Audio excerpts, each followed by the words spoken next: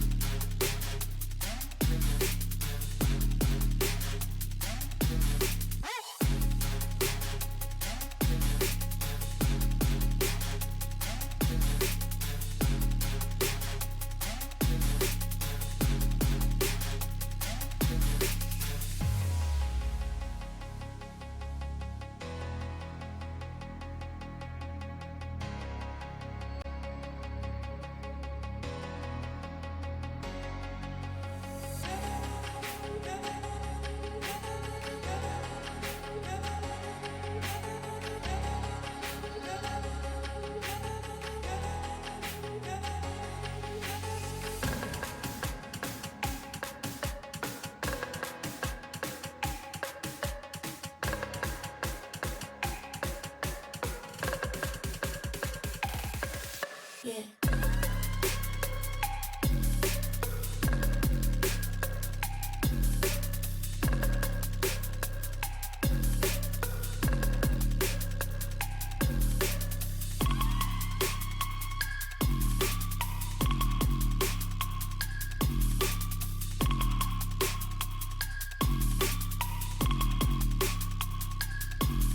Yeah.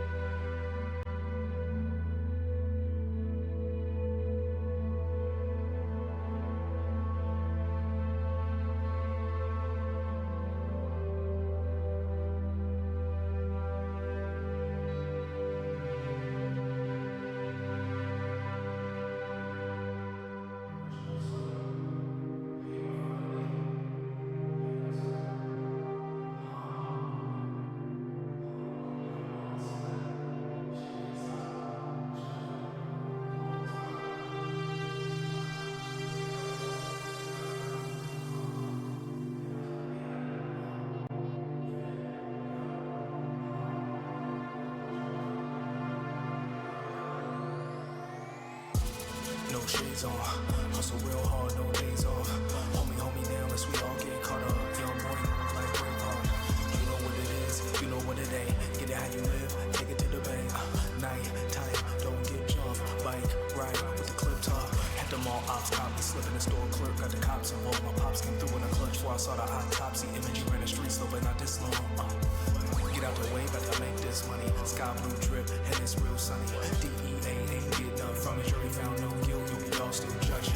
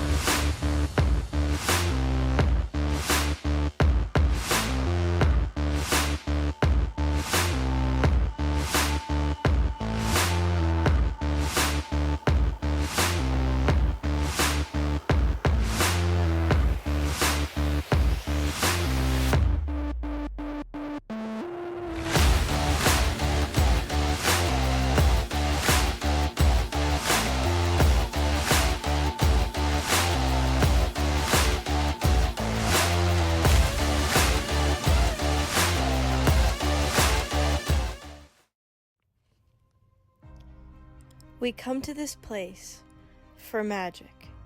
We come to Duck Sanford Stadium to laugh, to cry, to care, because we need that, all of us.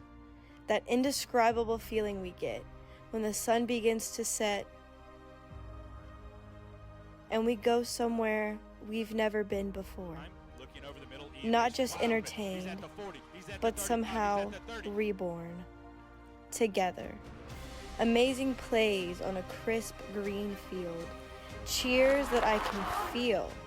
Somehow, heartbreak feels good in a place like this. Our team feels like the best part of us, and plays feel perfect and powerful, because here they are. Duck Sanford Stadium. We make football better.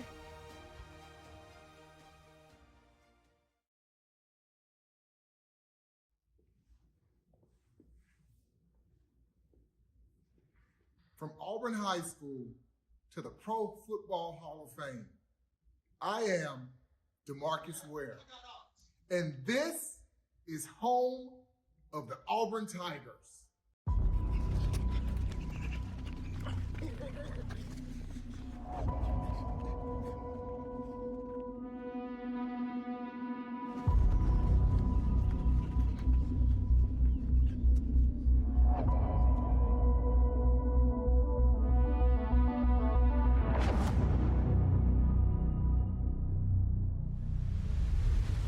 Blue-collar mentality. There is nothing like playing for the A.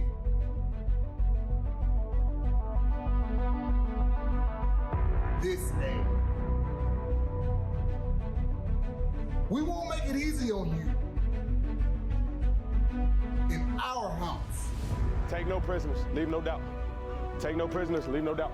We got to get pressure on the quarterback. You either got a seat at the table, you're on the menu, baby. Hey! Give a pregame speech. Right now, I'm going to just tell you that I love every single one of you. We had a great fall camp. Now it's time to go to work, right? The road to Tuscaloosa starts today, right? I love every one of you. Play your tails off, no matter what, right? No matter what.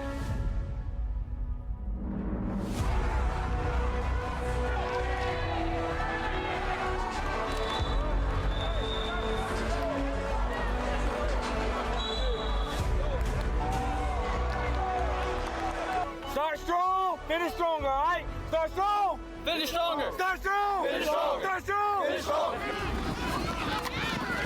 124. Make sure you get on good side. Relentless energy, relentless effort, relentless attitude. Let's go, guys. Hey, let's go. 1, 2, 3. D.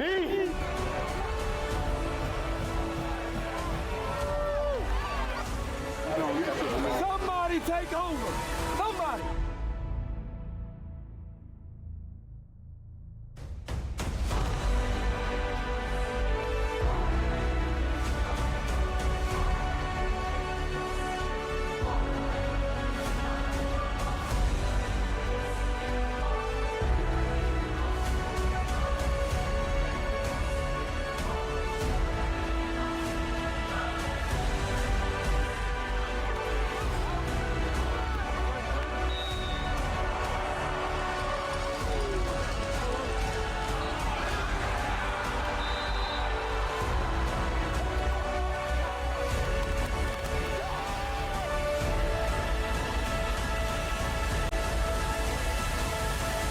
Get out of your seats and welcome our Auburn Tigers.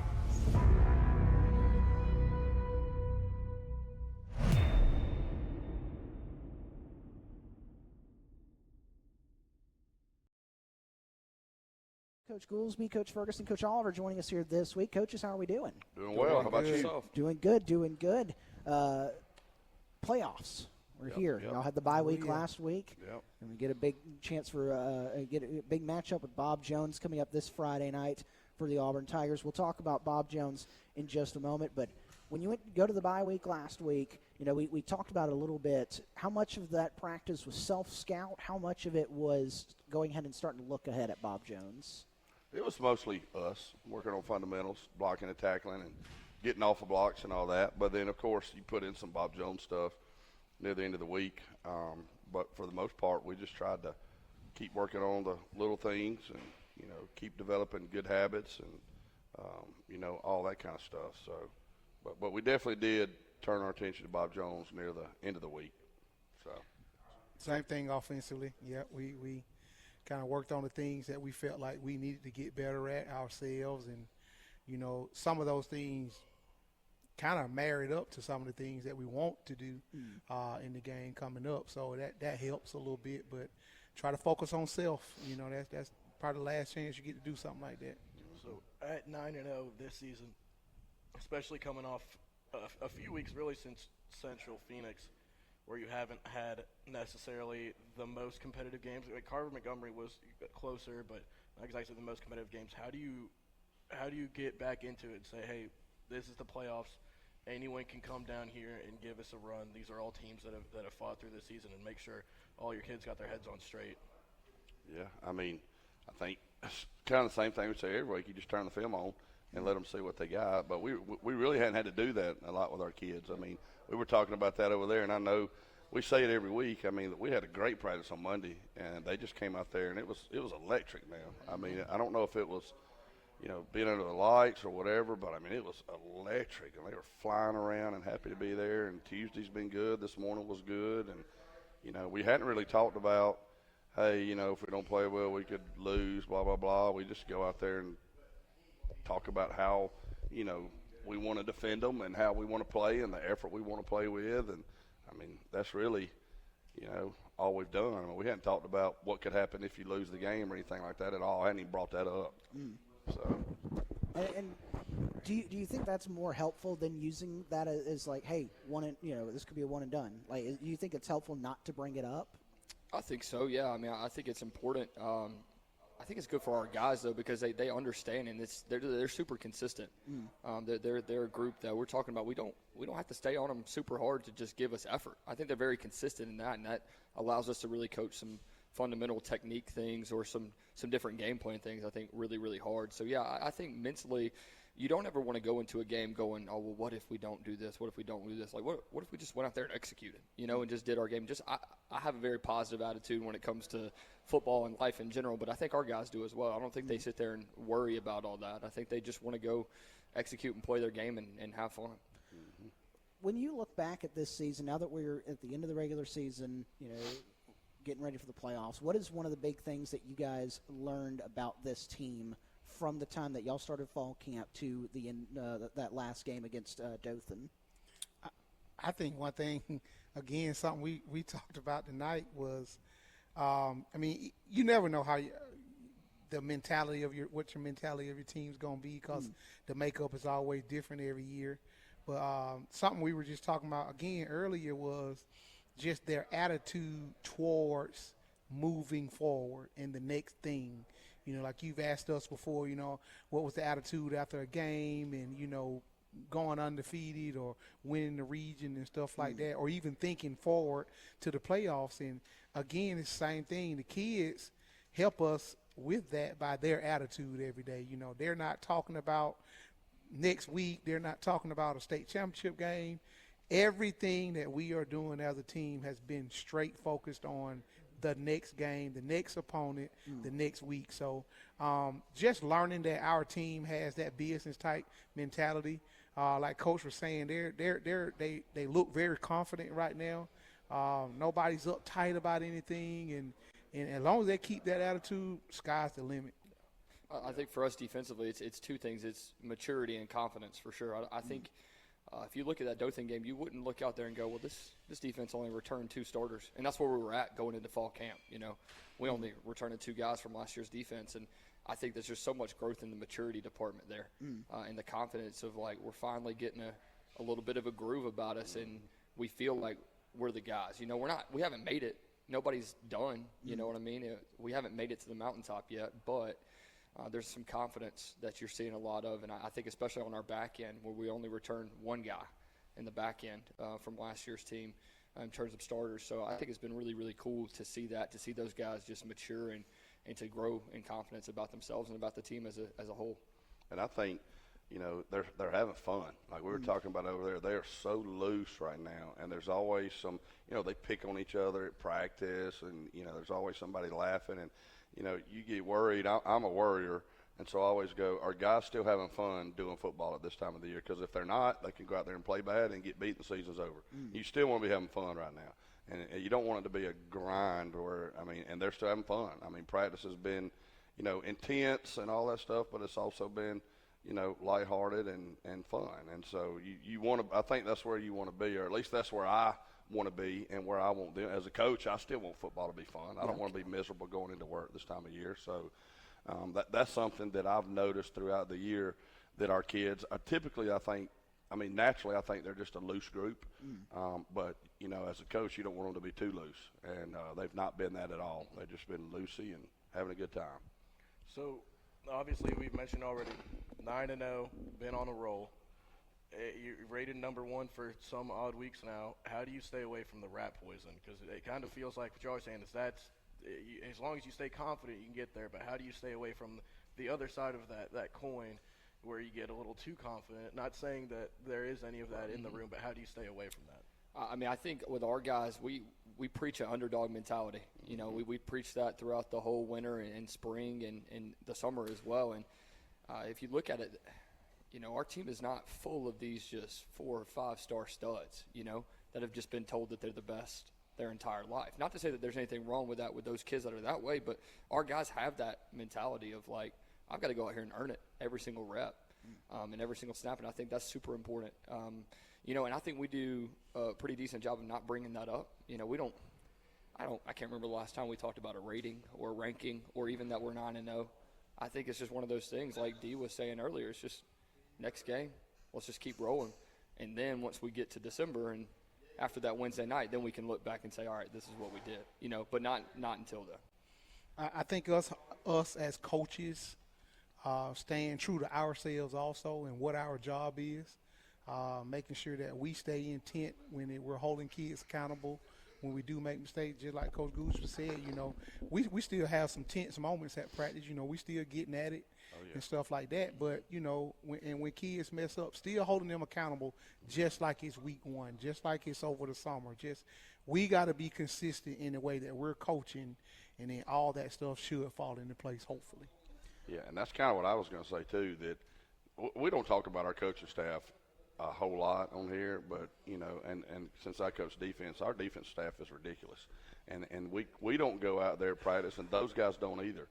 We don't go out there to practice and put our hands in our pockets, and if a kid doesn't go with a guard pull or something, we just kind of let it go. I think that's how you get into that rat poison, and you lose your good habits and you get beat by somebody. Like, I mean, I think it was today I slammed a football on the ground because one kid didn't take the quarterback on the zone like he was supposed to. Like, you know, and so that's one way you avoid it, is you keep coaching the little things. And if we're out there coaching and intense and running around just like it's July, like Dee said, they're going to do the same thing. So that's one way we do it. Absolutely. So let's look at our players of the week now, and it's a little bit more unique this week because y'all had the bye week. And so looking back now, we'll take it from a different approach rather than, you know, obviously a player who stood out on Friday night. Who are a couple guys, offensive, defensive-wise, that stood out at practice this week that you were really impressed with? I think it's got to be CJ for me, especially yesterday, watching him practice. I mean, that kid – we were not on the same page. I figured we might be on the same page. We were close. CJ for sure. CJ has been – he's a baller. He's off the charts, man. Yeah. So there's a switch that flipped midway through the season with him. And he finally, I think, realized, like, hey, I'm pretty good at this football thing. And he's just kind of grown in confidence, and he just goes out there and mauls folks, and it's consistent. Yesterday, in particular, we started in a third down period, and they throw a screen, which is a great call. You know, they throw a screen, and CJ steps and runs about as fast as I've ever seen anybody move on that field. Especially somebody over 300 pounds. He was flying, man. And this is third down on a Tuesday afternoon practice, you know, and he's just giving it everything he's got. That's the kind of kid he is, and he's flipped that switch, and he is an absolute dog. Who are you going to go with? I was going to say Tess. Oh, yeah, I like that too. Yeah, so, but CJ's great. Yeah. Yep.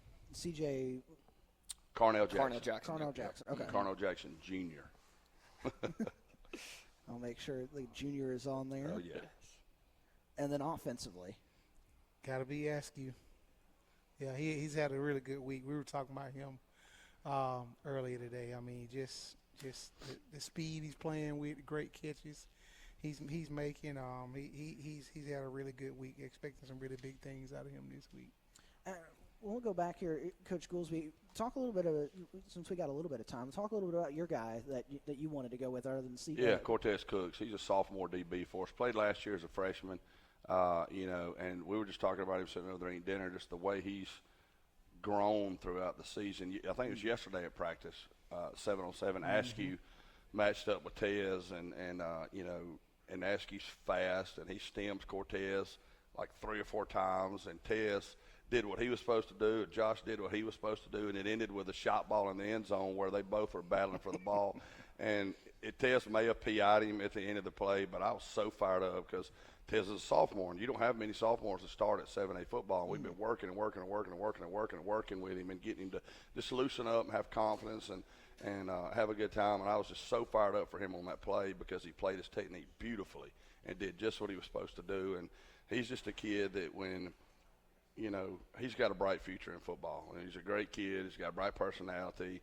And at practice now, I've noticed him just smiling and laughing and running around and having a good time. And sometimes, we forget that Tez is a sophomore. We go to play a B-team game, and we're like, man, we don't have enough DBs out here. And we're like, well, one of these kids that would typically be playing this game is starting for us on varsity. And so, it's tough to be a sophomore and to start and play in high-level football. And he's grown so much throughout the year. It's ridiculous, So I've just been real proud of him. I want to go back a little bit before we dive into Bob Jones here. And something, Coach Goolsby, you were saying about how loose it's been at practice and how it's just lighthearted. Everybody's still having fun. But then, we've talked all year. Everybody's, laser focused, intense. There's not really, after Friday night, after Saturday, there's not really talk about the last game. There's not really talk about, we mentioned not really talk about winning the region. It's hyper focused. What is that combination like as a coaching staff to see on a team where they're so loose, having fun, and yet where they're focused on the next goal every single week? I think it's signs of good leadership, and I think the best teams are player led, and so that means that there's some good players out there leading the way, that they can flip the switch on that and they can balance that. I mean, that's a mature thing to do if we're talking about, trying to balance between being loose and being focused. That's a sign of a lot of maturity. So I think it's a lot of fun to be a part of because you can see that they're having fun. Like the day that you're not having fun doing something should be the day that you're done doing that thing when it comes to football and to coaching and playing it.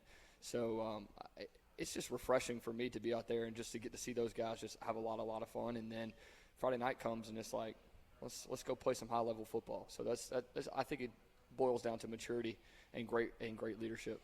And when I think about the guys that we will probably all consider our leaders on our team, they're really just nonchalant guys like that.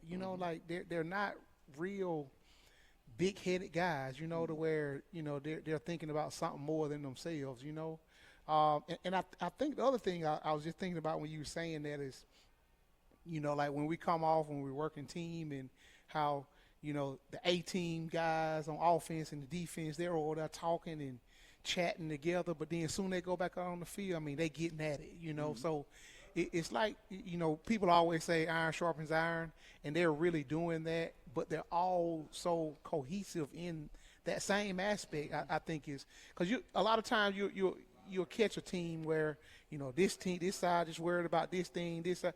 No, these guys all have one goal and they all trying to work that together, and I think that's really cool. I think it's really cool. Yep. So now Friday night, Auburn back Duck hosting Bob Jones. You look at things, you look at film. It's not a traditional matchup that you would see in the first round, a team coming down from Huntsville. What have you guys seen from the Patriots? They're good on offense again. Yep. They're the second highest scoring offense in 7A, put up 42 points a game. They got a quarterback committed to Kentucky Wesleyan. They got 2 track kids, play wide receiver. One of them's committed to Troy or got an offer from Troy. And then they've got another kid that they put at running back, wide receiver, put him all over the place. And huge up front. My goodness. I mean, they've got a 6'7", 290-pound right tackle, and then like a 6'6", 380-pound other guard. I mean, they're huge up front. And if you get a team that's putting up 42 points a game, you know, I mean, they're the 4 seed, but I think they're probably the best offense in that region. Yeah. For sure. So, you know, for us, it's another challenge to hold a high-scoring offense to, you know, as few points as we can. But they got a big old running back, H-back type guy, number 0. I forget his height and weight, but he's a big physical kid. So they're going to be a challenge for sure. Defensively, they're our front team. They typically probably going to try to run out of a 3-3 stack. They got a huge nose. I mean, he's probably like a 290 kid, probably about 6'2". 2 athletic guys on the end. They're going to rotate about 5 guys at linebacker, and probably they've played about 6 to 8 guys in the defensive backfield. Pretty salty on the back end. They got some guys that really run really well. Got some guys that really like to get nose in the run game, really good tacklers. But it'll be another challenge for us also, you know, trying to figure out, you know, what kind of front they're in, trying to get used to, you know, their blitzes and any kind of games that they're running up front. So, but we'll be up for the challenge. And just to take a step a little bit back to something that maybe y'all can't control, you're hosting a playoff game at the Duck, and from what everyone in the state says, it is one of the better environments. Just the way the stadium is built with the bowl, it's one of the better environments in high school football in the state. How exciting is that to know that you have that home support behind you for this first playoff game? Man, it's a huge blessing, and I think about that every Friday night when I get out there and have the opportunity to coach. You know, I'm not a very old guy. I get to go out there and go in front of my hometown with guys that I put a lot of time in and that I love to death, man. And it's a coaching staff that's so great, and the players are so great, and then you look out and that community is just incredible. It means a lot to me to see those guys, to see the community just come out behind us. And we're talking an hour before kickoff, and it's filling up, and the students are there. They're excited pregame. They're heckling the other team. They're doing all the stuff that is just so good about high school football, and it's really cool just to see a community. You know, the university obviously, you know, gets a lot of shine, but daggum high school football and Auburn's a lot of fun to be a part Our of. student section's ridiculous. I mean, the unit, they get out there, they got like student leaders that organize dress up, like got an Instagram page. I mean, they're serious, and they get out there and like, right when we get there at 5:30, they're out there. 50 people already just sitting there getting the front row seats waiting. They got the jukebox blaring. Jukebox. Yeah. I mean, they do a great job.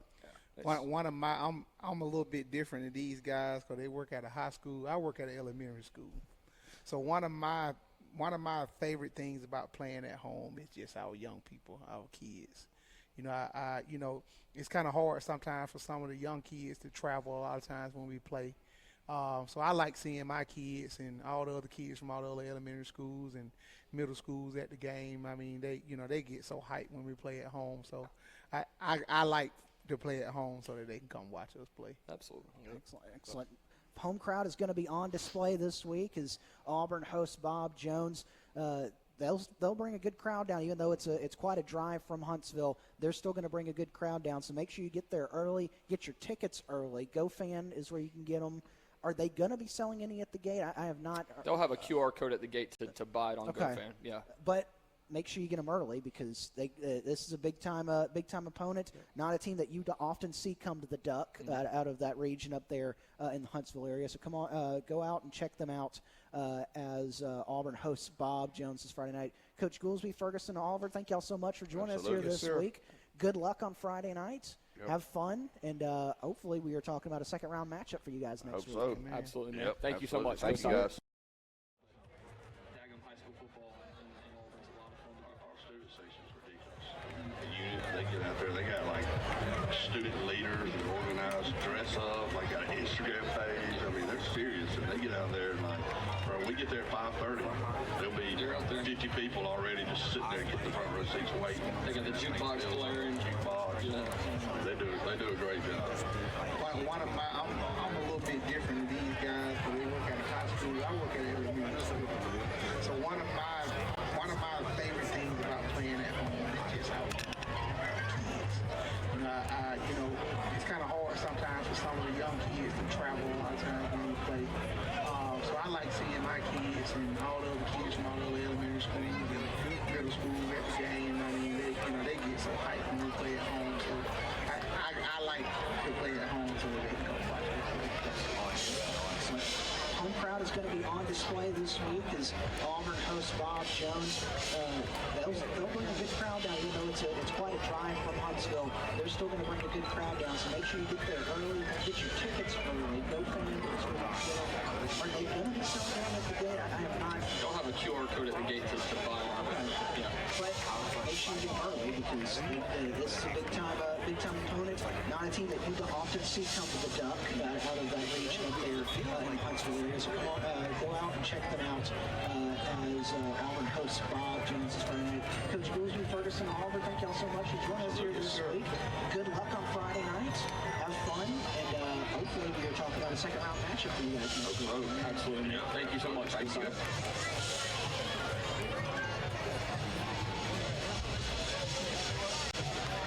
On behalf of Superintendent Dr. Kristen Herring, Principal Dr. Shannon McDonough, and Director of Athletics Dan Norton, Auburn High School welcomes you to Duck Sanford Stadium, home of the Auburn High School Tigers. Auburn High School is committed to abiding by the rules and regulations set forth by the Alabama High School Athletic Association, as well as maintaining high standards of conduct and relations with other member schools. Everyone associated with Auburn High School values sportsmanship. We ask all in attendance at tonight's game to make it your personal responsibility to keep this event at the highest level of wholesome competition. Thank you again for attending tonight's game, and again, welcome to the Duck. Best of luck to our guests from Bob Jones. Enjoy the game, and go Tigers!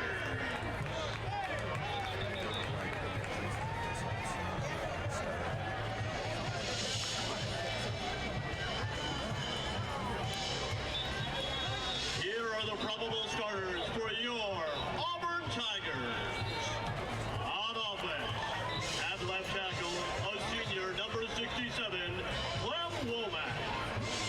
At left guard, a junior, number 62, Tucker Alvin. At center, a senior, number 56, Hugh Potiphar. At right guard, a senior, number 73, Aiden Platt. And at right tackle, a junior, number 75, Trenton Bridget. Your wide receivers are a senior, number 2, Peyton Block. A junior, number 7, Josh Askew. And a senior, number 5, Antonio Welch. Playing H-back, a senior, number 84, Ryan Birchfield. And a senior, number 16, Mark Lazell. The running back is a junior, number 29, Omar Mapson. And starting at quarterback, a senior, number 11, Jackson Kilgore. On defense tonight, at defensive end, a junior, number 13, Cameron Creighton. At defensive tackle, a senior, number 55, Kyle King. At nose guard, a junior, number 99, Carnell Jackson. And at the other defensive end position, a senior, number 0, Caleb Pitts. At linebacker, a senior, number 45, Jackson Lover. At linebacker, a junior, number 11, number 3, Greg Williams. And at linebacker, a junior, number 25, Alex Campson. The safeties are a sophomore, number 6, Cortez Cooks. And a junior, number 4, Isaac Benford. At one quarterback, a senior, number 1, Michael Gunn. And at the other quarterback position, a junior, number 9, BJ McGee. On special teams tonight for the Tigers, returning kicks will be number 2, Peyton Flock, number 7, Josh Askew, and number 5, Antonio Welch. The punt returner will be number 2, Peyton Flock. Your long snapper tonight is a senior, number 38, Brady Reeder. The holder will be a junior, number 27, Cooper Bailey. The punting and kicking duties will be handled by a junior, number 39, Joseph Daniel. And the head coach of the Tigers, Coach Keith Etheridge.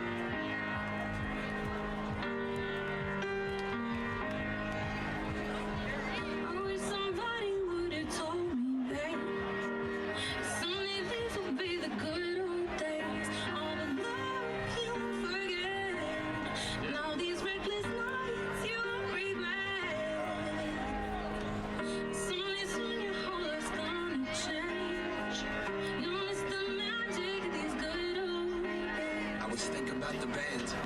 I was thinking about the fans. We were underground, loaded merch in that 12-passenger van. In a small club in Minnesota, and the snow outside of First Ave. I just wanted my name and a star. Now look at where we at, still growing up. Still growing up. I would lay in my bed and dream about what I've become. Couldn't wait to get older.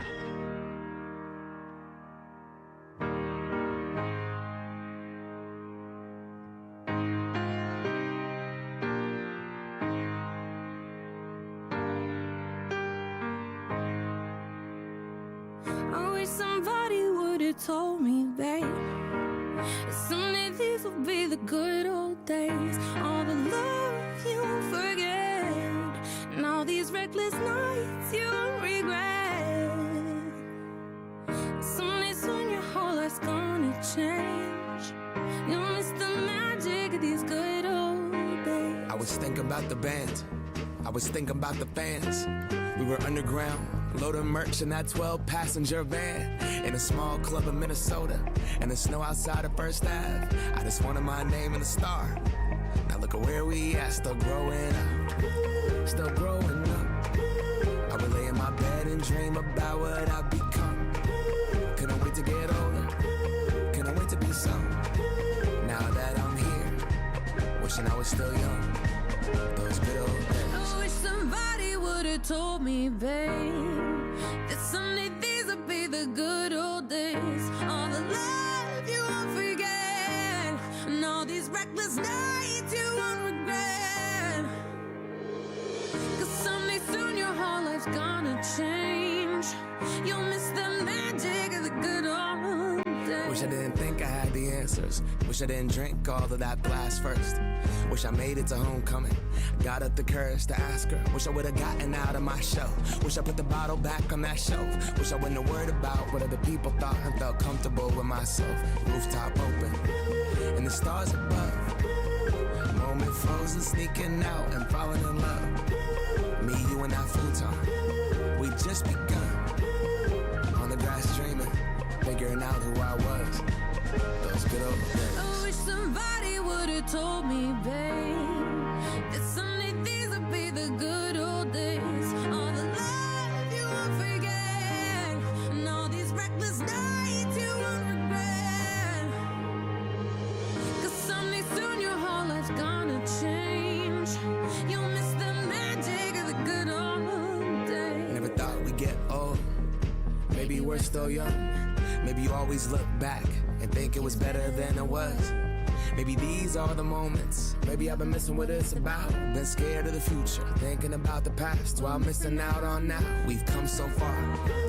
I guess I'm proud, and I ain't worried about the wrinkles around my smile. I got some scars. I've been around. I felt some pain and seen some things, but I'm here now. Those good old days. You don't know what you got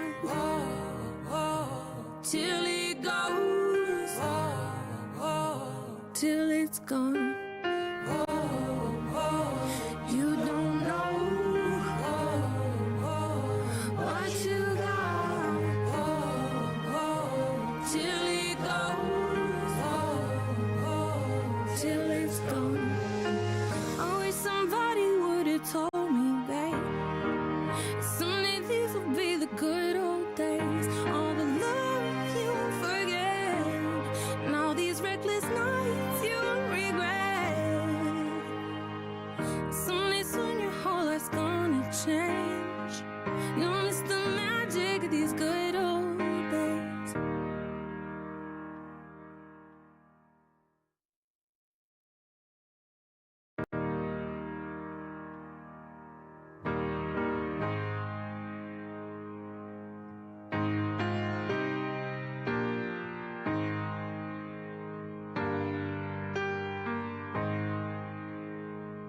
I wish somebody would have told me, babe, someday these will be the good old days. All the love you won't forget, and all these reckless nights you won't regret. Someday soon your whole life's gonna change. You'll miss the was thinking about the band. I was thinking about the fans. We were underground, loading merch in that 12-passenger van in a small club in Minnesota, and the snow outside of First Ave. I just wanted my name and a star. Now look at where we at, still growing up, still growing up. I would lay in my bed and dream about what I've become. Couldn't wait to get older, couldn't wait to be some. Now that I'm here, wishing I was still young. Those good old days. I wish somebody would have told me, babe, that someday these would be the good old days. All the love you won't forget, and all these reckless nights you won't regret. 'Cause someday soon your whole life's gonna change. You'll miss the magic of the good old days. Wish I didn't think I had the answers. Wish I didn't drink all of that blast first. Wish I made it to homecoming. Got up the courage to ask her. Wish I would have gotten out of my show. Wish I put the bottle back on that shelf. Wish I wouldn't have worried about what other people thought and felt comfortable with. Come on, baby. Come on, dog. Me and you all night, baby. Yeah. All night, baby. Where you make your money around here?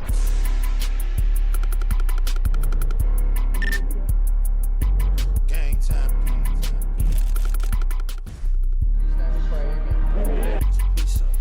Hey, it ain't shit to talk about, man. Cash out on it. I ain't have to walk it down. Money on the day. I ain't gotta call around. I be fleeing from them before I ever talk.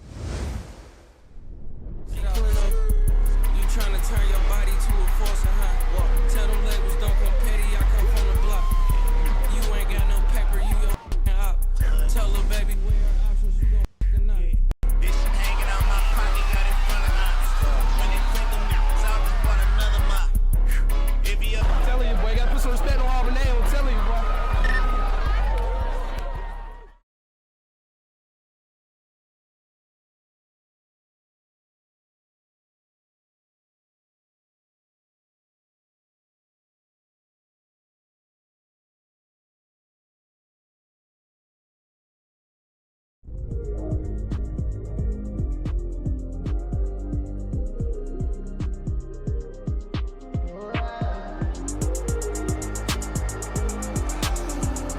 Even we can talk about it. Cut the beat, hit it, ain't walking at it. I just went and bought you all nobody. You better act like you don't know nobody. You bad, you just bitch, you all nobody. I good and I got it, that's how you pop it. Flowers on the road every time you shopping. Everything exotic. I took it way past just London. You even said that was nothing. We ain't got ties, you cannot get in. She's just a 5, she cannot get in. I've been putting diamonds on all my friends. First seat ride, got the vibes packed in.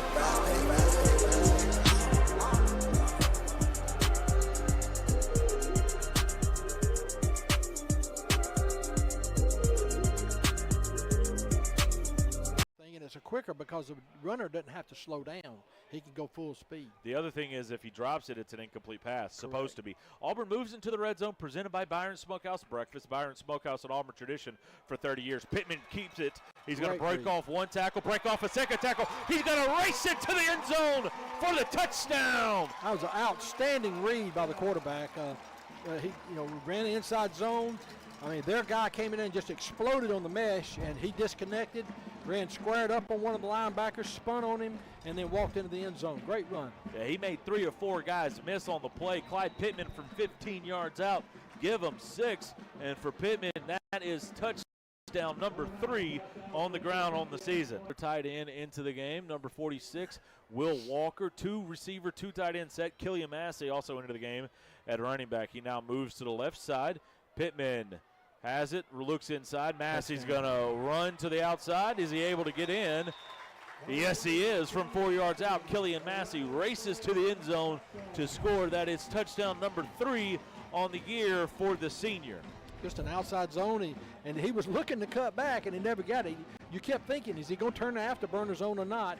And I think he was looking to cut back, and it never appeared, so he just kept running a little bit to the right, and ended up getting tackled at the 1 yard line and scored. First and 10. It's 2 by 2 from about the 26-yard line. Pittman drops back, looks underneath, has his receiver dragging across the middle. That's Daly. Daly into the open field, down the sideline, has one, got a miss, and almost makes a miss. Going to get slung out of bounds. Look, Massey moves over to the left. Pittman has it, little inside zone look. Massey bounces it, makes a guy miss. First down yardage. Now he bounces it outside. He's at the 20. He's at the 15. At the 5. Gonna has it now. Now Massey moves to the right. And inside zone, Auburn doesn't block anybody. Massey doesn't care. He wants the touchdown. He gets his second touchdown of the night.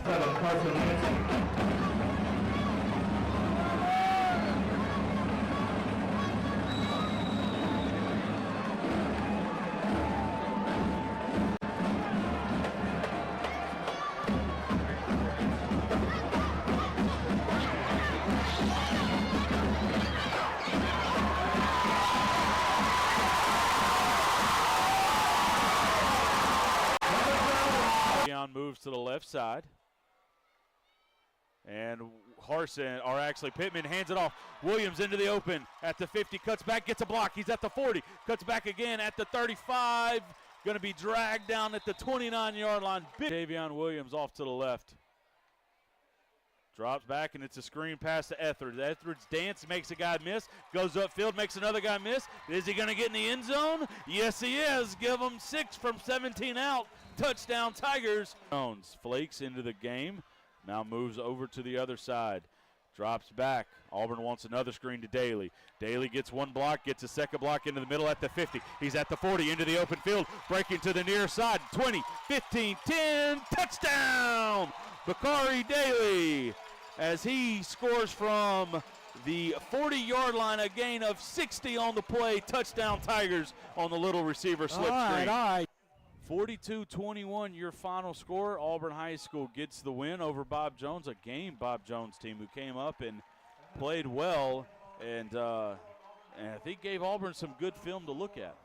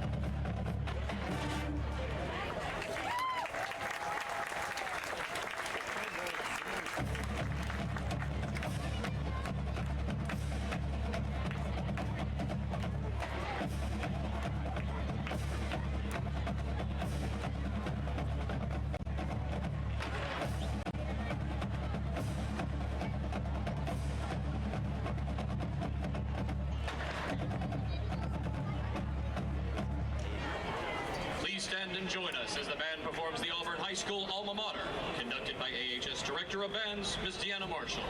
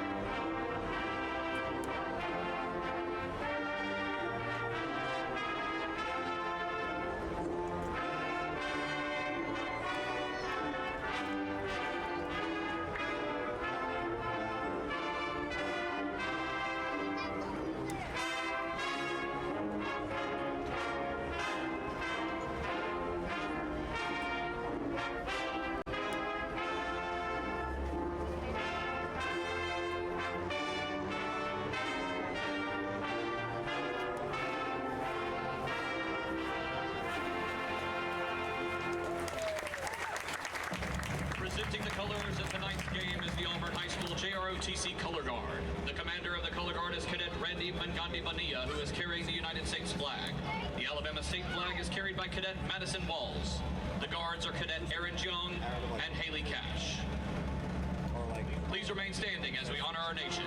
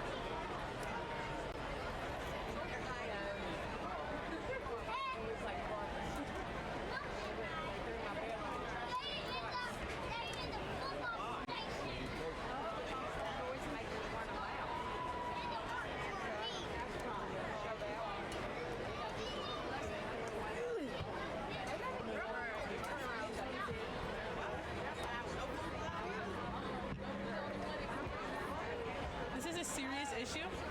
We have to debunk this now.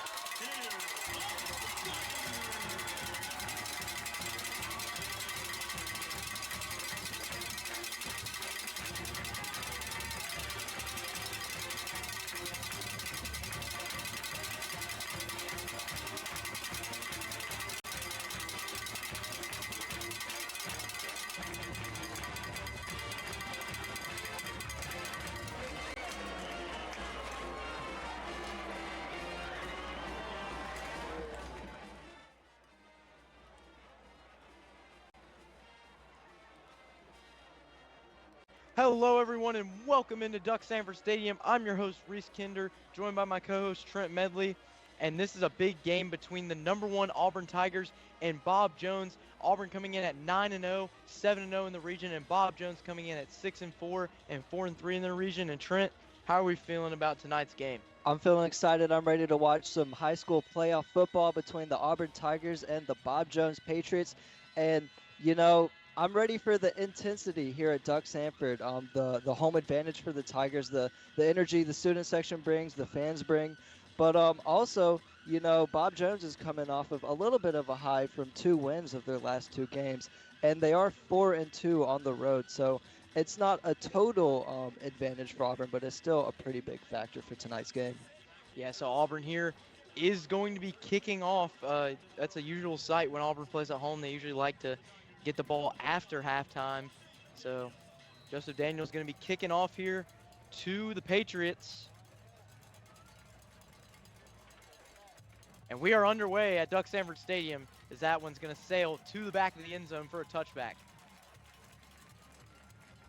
And now the Patriots offense will be coming out. This Patriots team second in Alabama for scoring, and Auburn obviously first, but these are 2 high-scoring teams with guys on the offense like Malachi Foster averaging 86 yards per game and 10 touchdowns, and also Caleb Sanders and Jaden Rice, the 2 running backs that average. Caleb Sanders has 11 TDs, and both of them average about almost 100 yards combined. Yeah, so does Rice Dorsey have 11 touchdowns as well.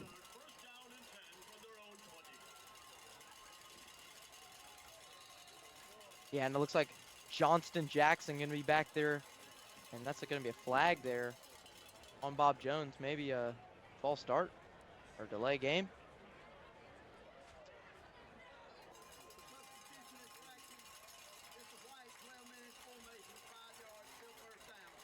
I believe maybe an illegal formation there. Couldn't quite hear that ref's mic, but it's going to be a penalty. It's going to move Bob Jones back to start this first playoff game. Like you said, the crowd already playing a big factor here with the noise. The student section obviously across from Bob Jones, so definitely a lot of noise going on here. Jackson hands it off, and he's getting nowhere there, and that looks like that's going to be Greg Williams with the tackle. Yeah, and you know, one thing when you were talking about what the energy the fans are bringing, if you're Bob Jones, you don't want to give in to that pressure, and this is not the best start. You know, you want to be on the same page as a team.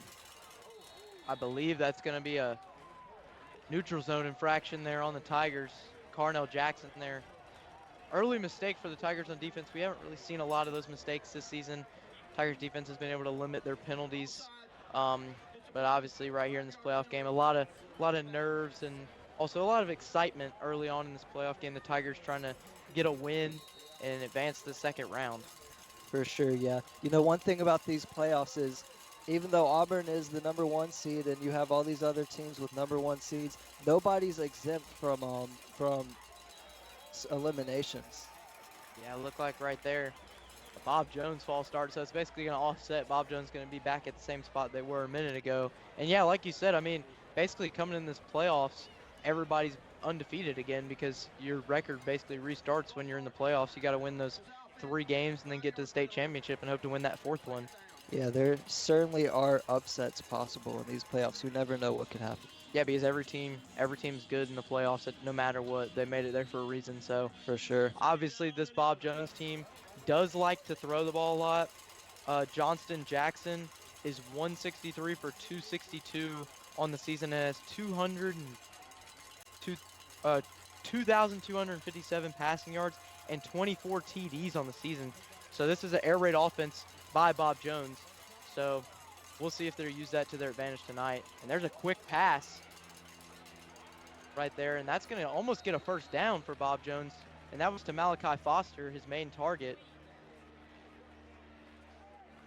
Nice play there by the Patriots for Malachi Foster to gain some yardage and get almost to that first down marker. So the Patriots going to have good field position here. And they will give them the first down, actually. So it will be a 1st and 10 from about the Tigers 30-yard line, or about the Tigers 30-yard line, or Bob Jones 30-yard line.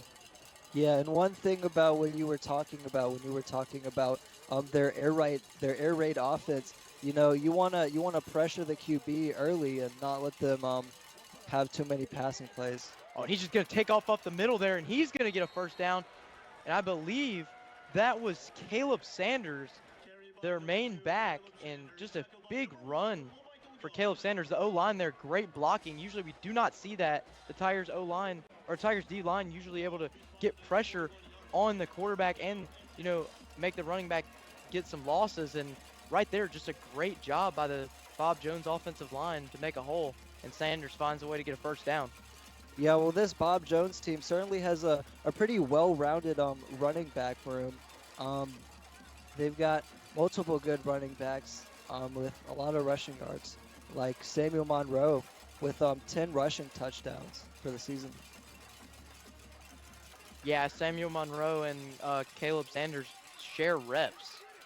And there's Sanders again, run to the outside. Sanders going to find some yardage here. He's going to be tackled out of bounds by Jackson Lovren there. But a good run by Caleb Sanders again, which I believe is going to be 2nd and 5 or 2nd and 6 for the Patriots. And the Patriots moving the ball here early in this game. Oh, yeah.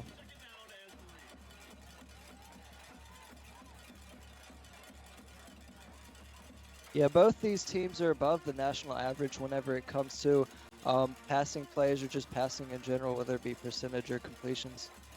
Yeah, both these teams definitely a lot of passing yards for both QBs. And there's Sanders again, gets a few more yards. And it's going to be a 3rd and short here for the Patriots. So decision time for the head coach, Bob Jones. It looks like what they've been going with right now is try to not let Auburn expect their moves with passing plays, and they've been using more rushing plays. Yeah, honestly, you feel like they probably will use that later on in the game to their advantage if they keep doing this run attack, in this first half. Maybe in the second half, if they're down or maybe even tied, they could possibly use the passing attack to surprise Auburn. Bring out their specialty. So 3rd and 1 here from about midfield. Sanders back there again. Sanders going to take it, and he is stuffed behind the line by a sea of defenders, and Cam Creighton was the first one to get his hand on Sanders there, and that's going to be a loss. And I believe the Bob Jones Patriots will punt the ball here. Good job by the Tigers defensive line, and Jackson Lovren, the linebacker, and Greg Williams, linebacker, come in and get the tackle as well. So a bunch of assisted tackles there for the Tigers. Yeah, that's certainly what you want to see from the Tigers in this game, is just rush the QB, rush inside of there, and not give them any time. Give them a lot of pressure. And now Bob Jones looks like they're going to be going for the 4th and 2 here, possibly. Looking over the sideline. Looks like that play clock's running down, so it's going to hit zeros. And I believe Bob Jones is going to go to the sideline. They're going to take that timeout and possibly come out with a punt. A delay. They'll take the delay game there. So Bob Jones will be punting the ball here. Tried to get Auburn to jump off sides. We saw it earlier, but did not work on that. So the Tigers will be forcing a punt now, and we will get a chance to see Auburn's offense after Peyton Plott receives this punt. Yeah, you bring up Peyton Plott. Certainly a very fast player, which is something you need as a wide receiver or a punt returner. Very crucial to this Auburn Tigers offense and special teams.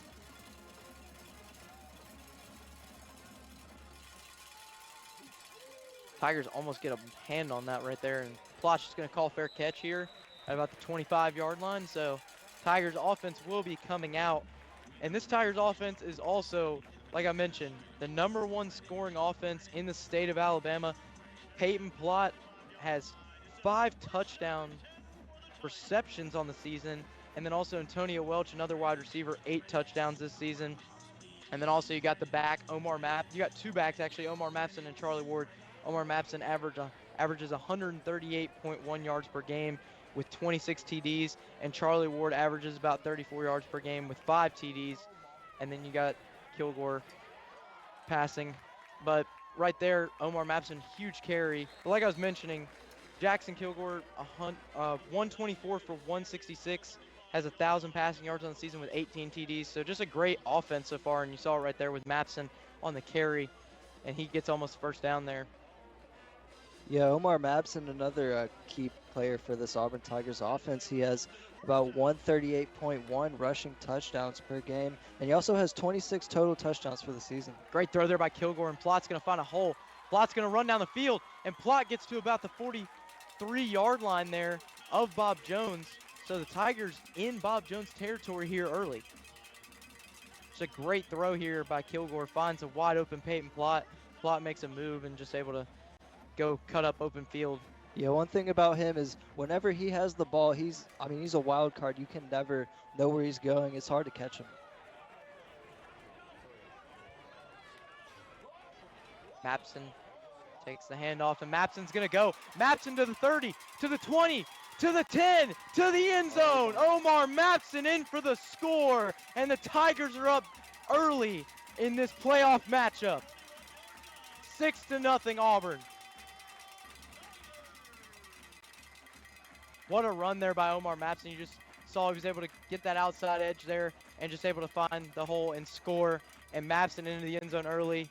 And this Bob Jones defense, that's not what you want to see from them early on in this game. Oh yeah, you definitely don't want to get the ball rolling for him. And also one thing, in the season he broke the rushing touchdowns record. And Joe Daniels there with the kick.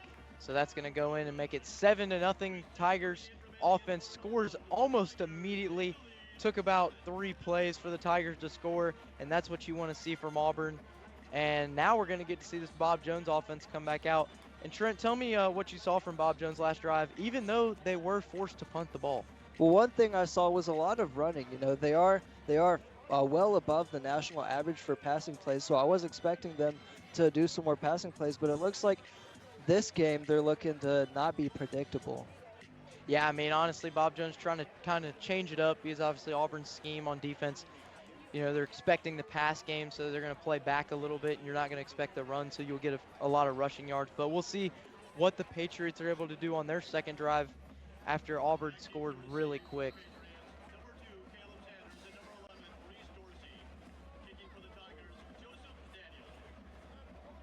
Joe Daniels here on the kick. And that one's going to be booted into the back of the end zone. Again, another touchback by Daniel. And just a great job by this Tiger special teams to not allow Bob Jones to get any yards on the kickoff return. And now we're going to see the Bob Jones offense come back out again.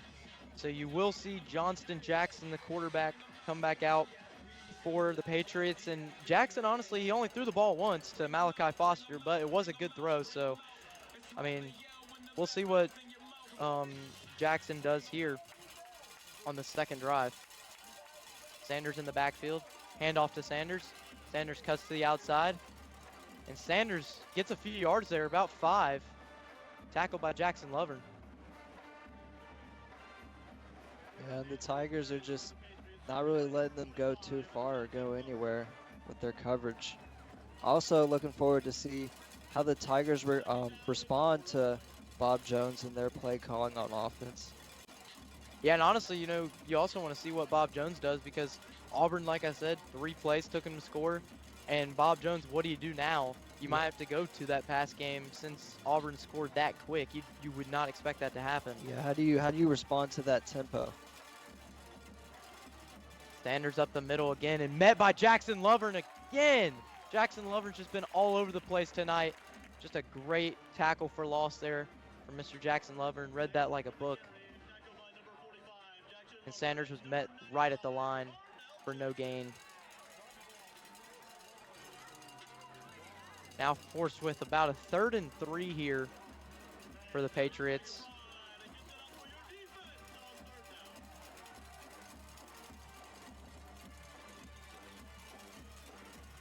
Looking the sideline for that play call for Bob Jones.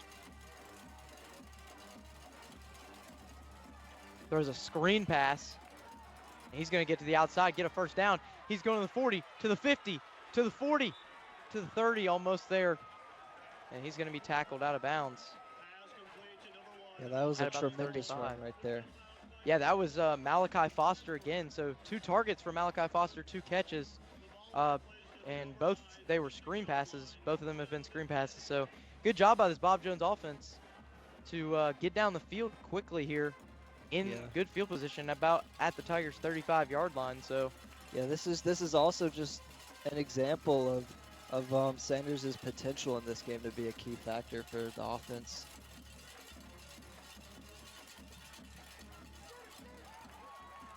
Almost hit intercepted. there. That was almost intercepted there, and I believe Lovern got in there again, or that might have been Cam Creighton. See on this replay here, I believe either Lovern or Creighton got in there on the hit, and that was actually Greg Williams with the hit. So good job by the Tigers to bring some pressure, and it just looked like a lot of confusion there. It looked like Sanders kind of was confused with what the play call was. So yeah, this is definitely what you want to see from the Tigers defense this game, especially with this QB's passing ability. 2nd and 10 for Bob Jones. And that was just a low throw there by Jackson. Just a little bit of nerves, I guess, after that last play. Yeah. And that was to Christopher Katrina. Right to his foot, too. That was not a very good throw, not a very accurate throw. Don't really know what was going on right there. Yeah, he was not able to set his feet, looked like, on that throw. So we'll see if Jackson can throw this one and possibly get a first down. But I mean, he's got the ability to. We'll just see how these Tigers apply that pressure. Jackson trying to find a man open. He throws it, and that's going to be short of a first down. That was to Dorsey there, and he just got met by Tigers defenders as soon as he caught that pass. He was tackled by B.J. McGee there.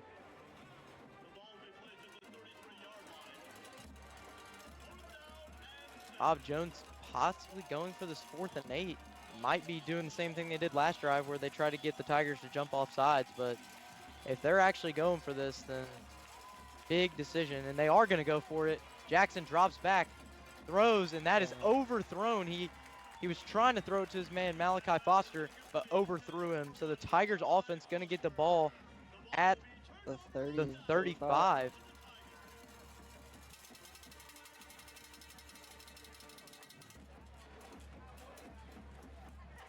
Yeah, so far it looks like passing it to your running backs like Sanders has been working well for this Bob Jones offense, more than their passing play.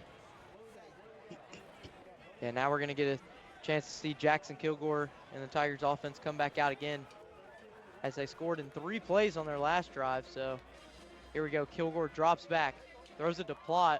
Plott cuts across the field, makes a man miss, makes another man miss.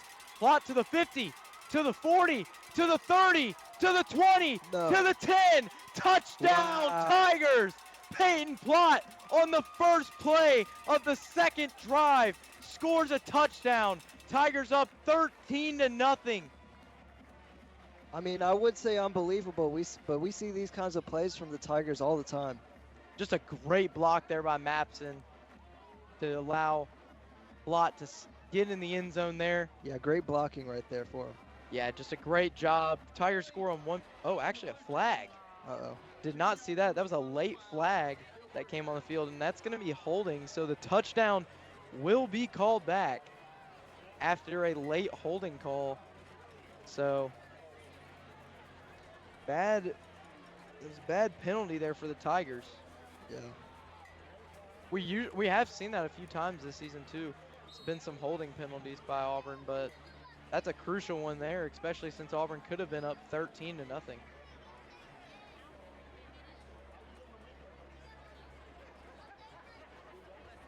Here we go again. Tigers, this is going to be the 2nd play of the drive here. Kilgore drops back. He's going to air it out.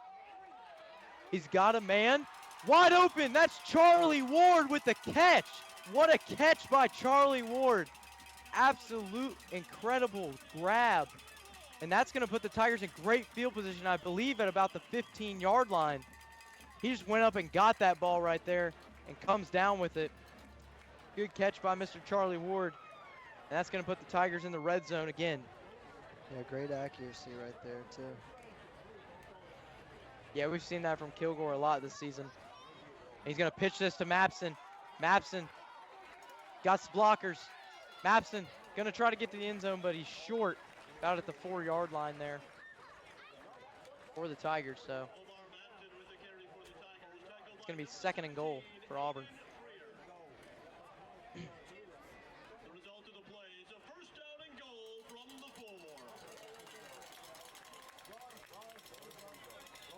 Kilgore hands it off to Mapson.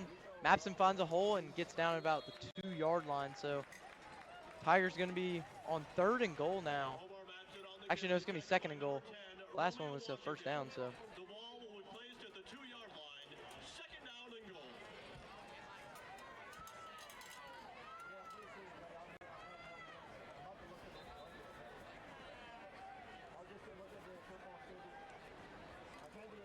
Kilgore hands it off to Mapson. Mapson, easy way to get in for the touchdown.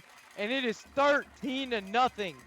The Tigers are up early in this first quarter and already just making a statement as the #1 team in the playoffs. And Mapson already 2 touchdowns on this game. And Trent, what'd you like in that drive? Well, you know, we saw a pretty unfortunate holding call after that crazy play by Payne Plot, but, you know, we saw the Tigers recover and just get to that touchdown and make, like you said, a statement for as the #1 seed in these playoffs. And Daniels kicks that right through the uprights. That's going to be 14-0. Tigers up with 3 minutes, 27 seconds in this first quarter. And yes, I said first quarter. The Tigers are up already 14-0. So now we'll get a chance to see this Bob Jones offense for a 3rd time after they got stopped on downs last drive. So Auburn special teams coming back out to try to pin them deep.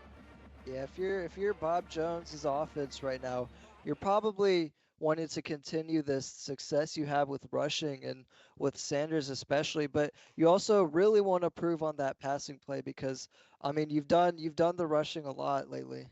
And now live looking the Opelika game. Opelika up 8-0 here in the first quarter. So Opelika team, you know, on the other side of the playoff bracket, but could possibly face Auburn if Auburn made the state championship. Yeah, another very interesting team to watch out for in these playoffs. Daniels kicks this one off, and this is going to be returnable as Bob Jones is going to take this one out. And Bob Jones he got absolutely laid out there by a Tigers defender, and I believe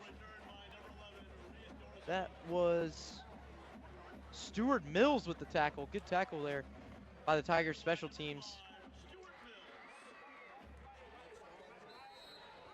Absolutely laid the man out. I mean, could have been a fumble there possibly. Yeah, just explosive tackle. Yeah, Dorsey got hit hard there, so. Now Bob Jones offense. Jackson going to be under center still. Coming back out here for his 3rd drive. First 2 drives looked a little shaky, but we'll see what Bob Jones does. And Sanders going to run this one. And Sanders gets a big hole here, and he's going to get a 1st down. Tackled by Kyle King there at the end of the play.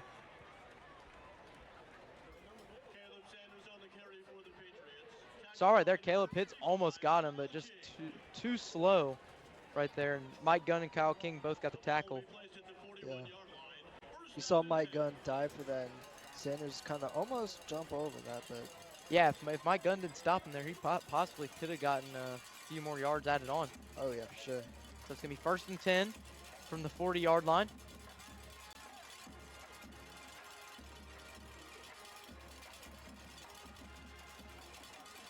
Jackson going to hand this off to Sanders. Sanders makes a man miss, and Sanders is tackled by Caleb Pitts and a sea of Auburn defenders there, but that's going to be about 5 yards for Bob Jones. So this Tigers defense has been allowing Bob Jones to get a lot more rushing yards than you would like.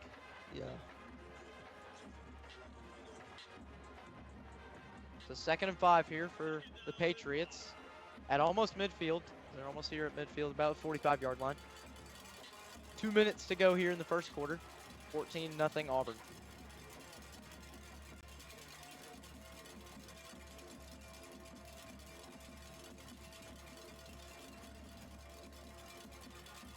Jackson hands it off to Sanders again. Sanders finds a big hole. Sanders going to the 40, makes a man miss. And that is, what a play by Sanders, makes Jackson Lovern go into the sideline of Bob Jones. He's just bobbing and weaving out there through these defenders. Yeah, what good blocking there and good running by Caleb Sanders. Sanders just able to shake off the tackle from Gunn and then makes Lovern miss. And he's in Auburn territory now.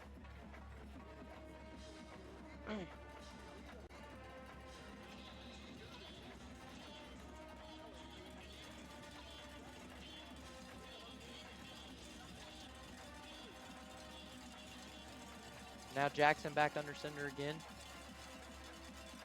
Jackson's going to step back to throw. Hit by Caleb Pitts, and that's overthrown. Caleb Pitts brought the pressure there. And good job by the Tigers defensive line. That's what you said your key to the game was bring some of that pressure, and it's definitely working so far for the Tigers. Yeah, for sure. And also with that overthrow, you kind of saw, number one, Malachi Foster kind of kneel right there. I don't know what was going on with that. Yeah, maybe ran the wrong route possibly, but looks like Bob Jones now going to be faced with a 2nd and long. Yeah, this is also the closest that Bob Jones has gotten to their end zone, other than, well, the other time they also got to the 35, so interested in seeing what they call here. It's going to be a handoff there, and that was Samuel Monroe with about 5 yards for Bob Jones. So it's going to be 3rd and 5 here, 3rd and 6 actually for the Patriots. So now some decision time on this 3rd and long for the Patriots, who could possibly, even if you miss this, you could possibly kick a field goal and cut the deficit a little bit, get some points on the board in this playoff game. Yeah.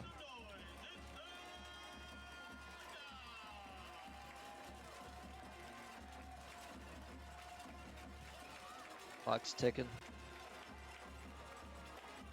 Jackson drops back, finds an open man, but hit by Alex Gamston, the junior linebacker. Alex Gamston actually has 3 interceptions on the season, and obviously Dorsey upset with that call, complaining to the ref there, but Gamston just lays Dorsey out. I mean, that was just a nice tackle, nice forced fumble. I believe here, looks like Bob Jones going to be going for this 4th and long, so we'll see what they're going to do. This is the same position, like you mentioned, the same position they were in earlier, in Tigers territory, but couldn't find the end zone after missing on the 4th down. So here we go. Jackson drops back. Looks like they're going to pass it long. He's going to throw it deep. And that is going to be incomplete, out of bounds. It was intended for Malachi Foster, but good coverage there by the Tigers defense. That was Cortez Cooks on the coverage. And Jackson obviously upset with himself. 2 overthrows by him so far in back-to-back drives that they could have possibly scored if they would have not missed those 4th downs. Yeah, great coverage right there on that drive from the Auburn Tigers defense, and on that last play from, like you said, Cortez Cooks and also Isaac Benford. Yeah, now we're going to get to see the Tigers offense come back out here for the 3rd time. Tigers have scored twice so far in 2 drives, so here we go. Jackson Kilgore back under center, and Kilgore's going to pitch this off to Mapson, and Mapson's going to find a hole. Mapson's continuing to go to the 40, the 50, to the 40, to the 30, to the 20, to the 10. Touchdown, Omar Mapson, his 3rd of this 1st round playoff game. It is 20-0. Auburn up in its 13 seconds until the end of the 1st quarter, and just an incredible statement by these Tigers team, and it's already 20-0 in the 1st quarter. Yeah, these are these kind of spectacular plays that Auburn can always provide. One thing you can always look out for, and just keep you interested in the game. And Auburn's really going to want to keep up these in the playoffs to make statements. Now Daniel with the kick, and that's right through the upright, so it's going to be 21-0 as Omar Mapson in his 1st quarter already 3 touchdowns. What a game by Mr. Omar Mapson. Just able, you saw right there, just stiff-armed a man into the ground. Able to find a big hole, and he was gone. Barbecue chicken.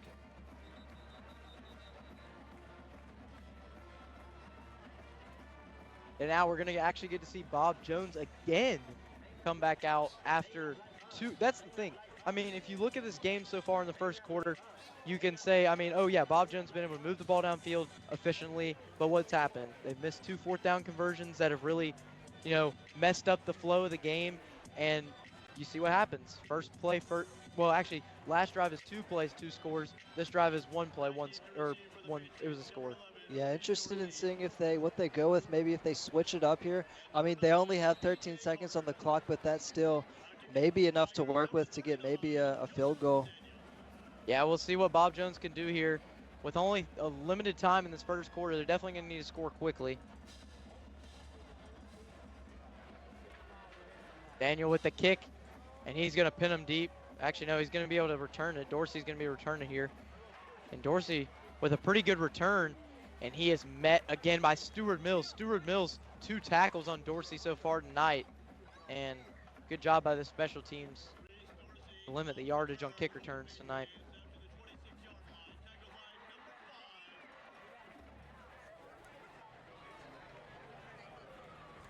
And there's going to be 7 seconds left here in this first quarter as we're going to see Bob Jones come back out again for another drive. Looks like Bob Jones is going to go with Samuel Monroe at running back. Like you mentioned, has 10 TDs on the season. Yep.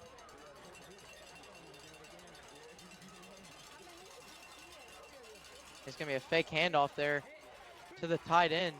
And it's going to be just a few yards there. Yeah, like you said, Samuel Monroe, along with his 10 touchdowns, he's averaging 63.5 yards per game. Yeah, and that will be the end of the first quarter here at Duck Sanford Stadium. It is 21-0. The Tigers have a big lead already, and we will be back for the second quarter.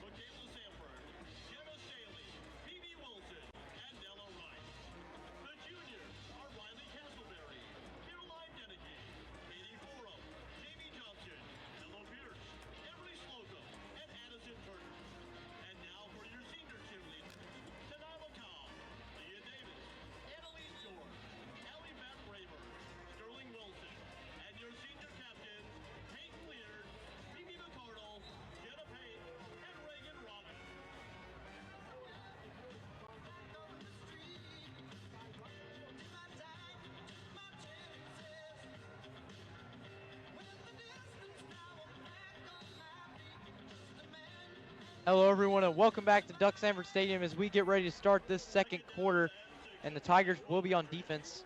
2nd and 6 here for Bob Jones, so we'll see if the Patriots are able to score on this drive. And Jackson's going to throw this one, and he almost finds Malachi Foster, but just a drop there. Wide open Malachi Foster. Yeah. Looked like a pretty easy catch right there. Yeah, obviously, this Bob Jones team visibly frustrated with themselves with the way it's been so far. You've seen the Tigers get out to a big lead, 21-0. Omar Mapson's had a great game in that first quarter. And especially frustrated with how their passing play is going, They're well above the national average, like I said, and this game it just looks like they're not like themselves. Jackson's going to drop back here on 3rd and 6, and he's going to throw it to Sanders there, and that he's going to be met at the line by, I believe, B.J. McGee. Got tripped up there a little bit.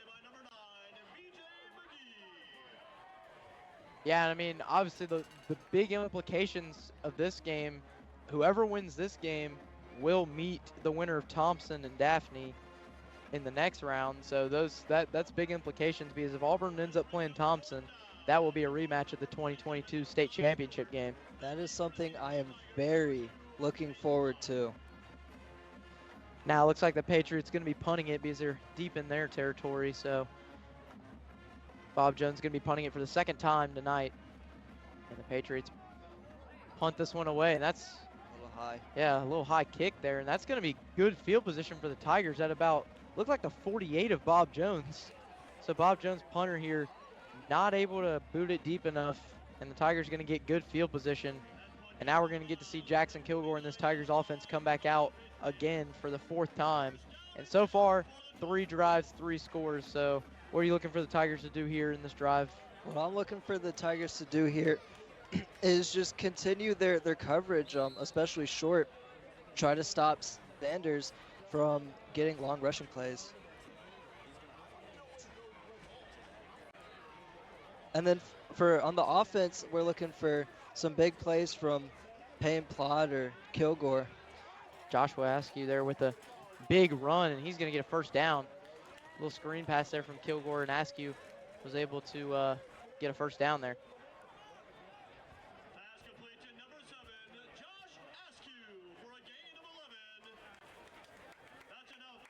This Tigers receiving core, like we mentioned, or like I've mentioned all season, they're one of the fastest receiving cores that this Tigers team's seen. And there's a jet sweep there from Antonio Welch.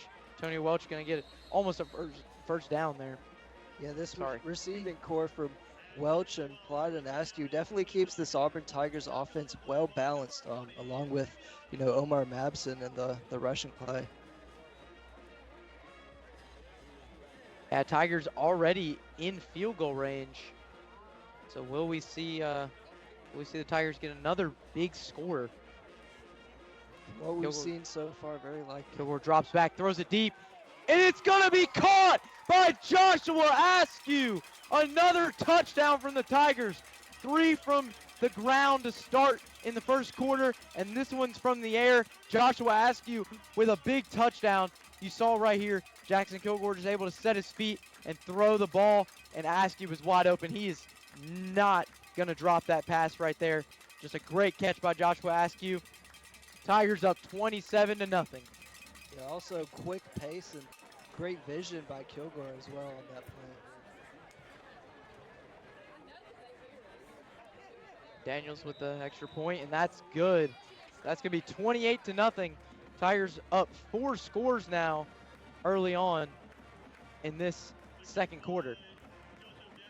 As you take a look to the top of your screen there, Thompson is actually up 17-0 now against Daphne, so definitely something to look out for. Yeah, making that rematch from the state championship from 2 years ago look more and more likely.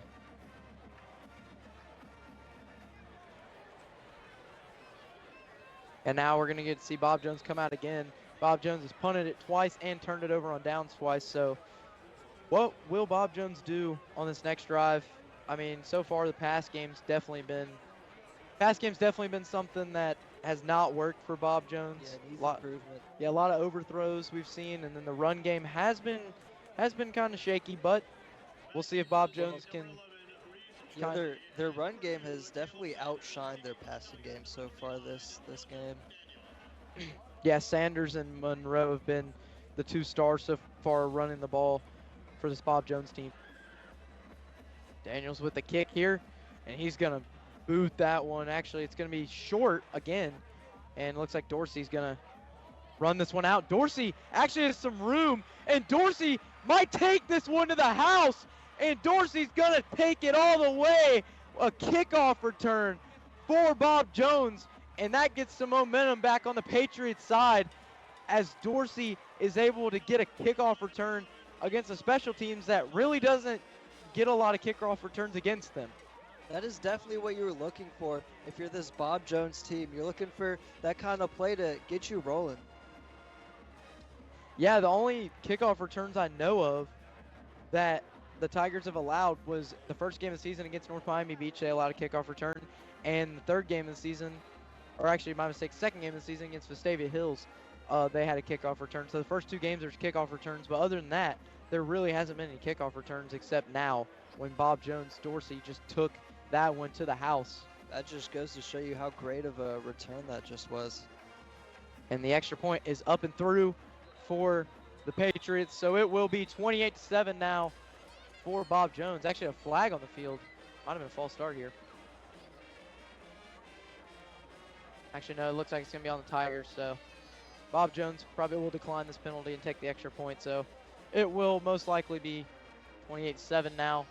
And the Tigers up 3 scores, but if you're Bob Jones, I mean, what's going to happen against the Tigers offense, because so far you have not been able to stop it. If you're Bob Jones, you're looking to have your passing play, especially. I mean, they've been relying on their rushing play so far this game, but you really need to rely on your strengths and specialties if you want to beat a team like Auburn.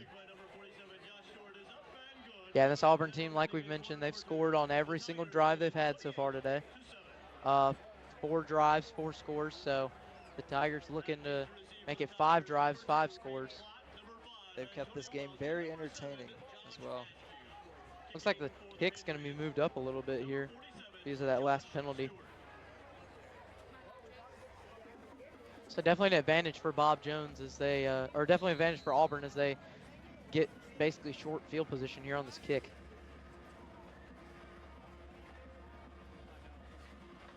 And the kick is away, and that's going to be a touchback for the Tigers. So the Tigers will start at the 20-yard line as we will see Jackson Kilgore come back out again. But now we will move to our live look-in. Enterprise actually up on Austin. Austin, the only other undefeated Alabama 7A team, and Enterprise up 15-0 at Enterprise. So, or at Austin actually, and looks like Enterprise. It's big so far, and this could be an upset if Enterprise continues to hold out against Austin. You talk about upsets, I mean, they're very likely in these playoffs. You just had one from Mary Montgomery and Vestavia Hills, which was very shocking. Kilgore's going to snap it here. I believe he's going to throw this one to Plott, and Plott's, that's what Askew there. Couldn't quite see the number. But that's going to be out of bounds, so at about the 5, or it's going to be a 5-yard gain there for the Tigers. So now the Tigers trying to move the ball downfield as they're going to try to get another score.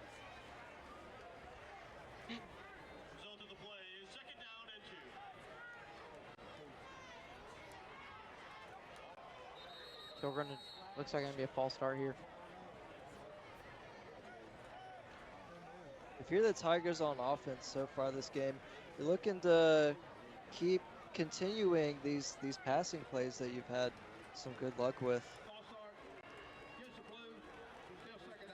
Yeah, big penalty there for the Tigers. Only their second one on offense tonight, so.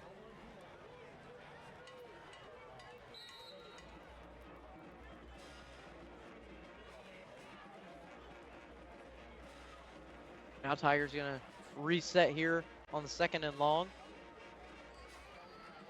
Hands it off to Mapson. Mapson finds a hole, and Mapson dropped there. It might be a first down for the Tigers. Maybe 3rd down here for Tigers. I believe 3rd and short.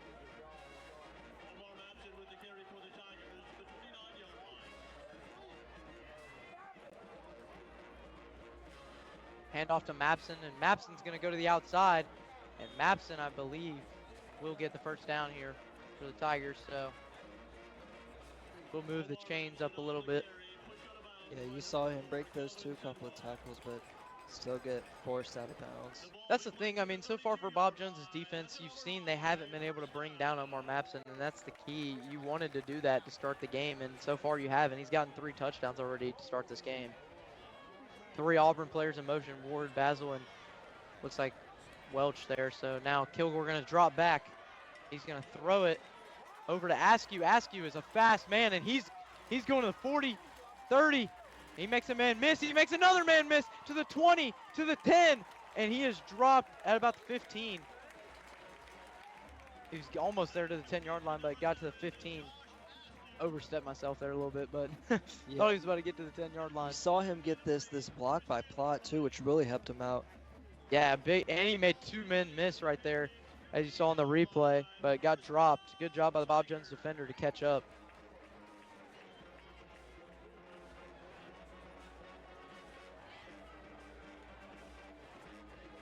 Kilgore throws this to Birchfield. Birchfield gets, I believe he's going to be down at the 1. I thought he got in. I thought he got across, but. That looked like a touchdown. Yeah, it looked like he might have gotten across the plane there, but we'll see on this replay. Good throw by Kilgore here. And Birchfield just made man miss. And yeah, it looks like that knee. It looked like, Looked like to me the knee might have been down a little short of the goal line, but obviously the ball could have been across the plane at the same time. But Tigers will be at the 1 yard line.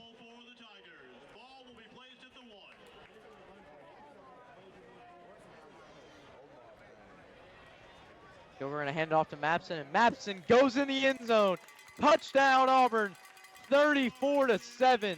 With 8 minutes and 28 seconds in the second quarter, a lot of scoring has gone on so far in this game, and the Tigers already up big, up 4 scores. And Trent, what'd you like from that drive from the Tigers? Well, I like that play with from Kilgore to Askew, getting them a lot of yardage right there and just sealing the deal with Mapson to get the touchdown. And also that pass to Birchfield. And Daniels with the kick goes through. So it's 35-7, and the Auburn offense again scores. And this Bob Jones team cannot, it seems like they can't find a way to stop the Tigers offense. So we will see Bob Jones come back out again. And maybe they can get a score and possibly, get things back on track. Yeah, not many teams find a way to stop this Auburn Tigers offense, especially so far this season. And you could also say that for Bob Jones. You look at their schedule, and they've had a lot of high-scoring games, but something's just not clicking, I guess, so far this game in particular.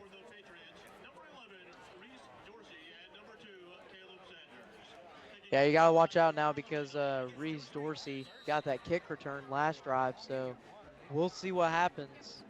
Tigers definitely going to be careful here on this kick to Bob Jones.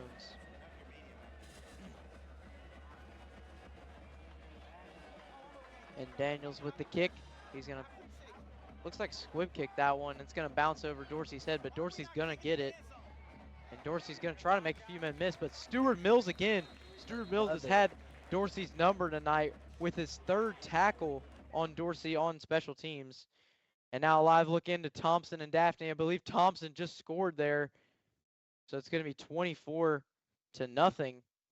Thompson already up, and that's like I mentioned earlier. Those two teams, whoever wins that game, will be playing Auburn next week, possibly, if Auburn holds out and wins this one. Yeah, and it's probably if Thompson wins that game, they'll come to Doug Sanford. But if they lose that game, then Auburn will have to play on the road for their second playoff game. Jackson drops back and overthrows a man. That was not a good throw. You saw he set his feet there, but Malachi Foster, wide open.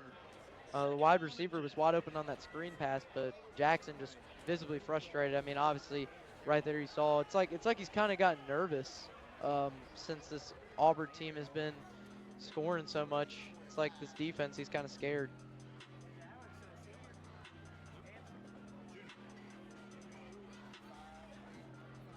And now Bob Jones going to be forced with a 2nd and 10 here. Sanders with the run, and he goes nowhere. Carnell Jackson and Alex Gamston there with the tackle.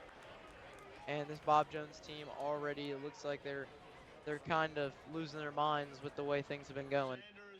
Yeah, certainly no luck so far this first half.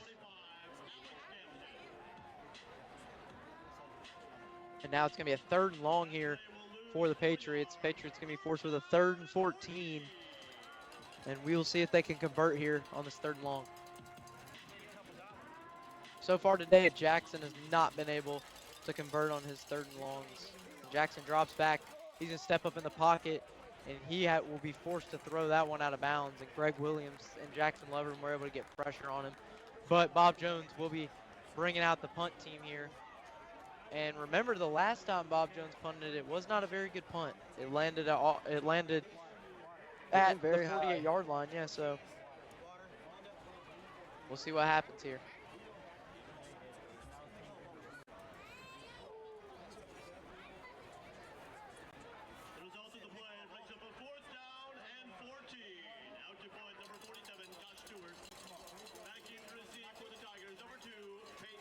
Josh Stewart back to punt here for the Patriots.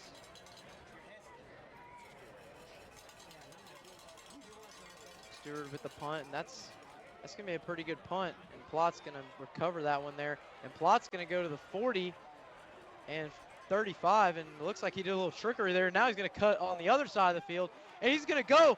He's going to go all the way to the end zone, but there is flags on the field here.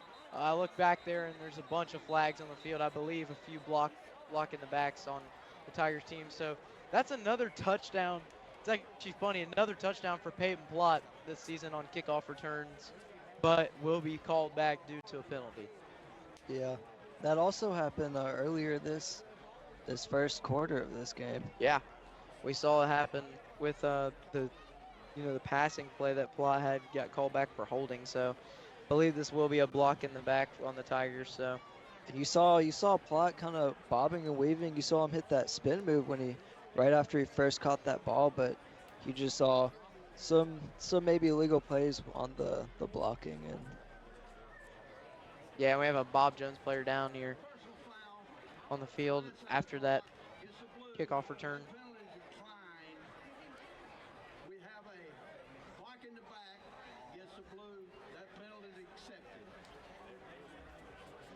So there's actually 2 penalties on the play, one on the receiving team, one on the kicking team.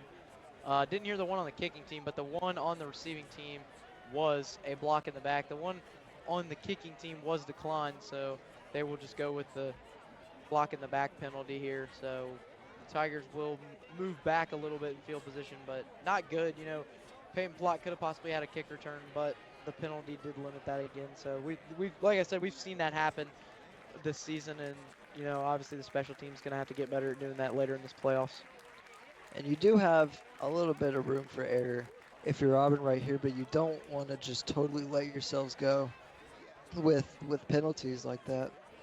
Yeah, now it looks like you're going to have Charlie Ward coming in the game since the Tigers up 35-7. You know, you want to get Charlie Ward in there, and also you want to make sure Mapson doesn't get hurt.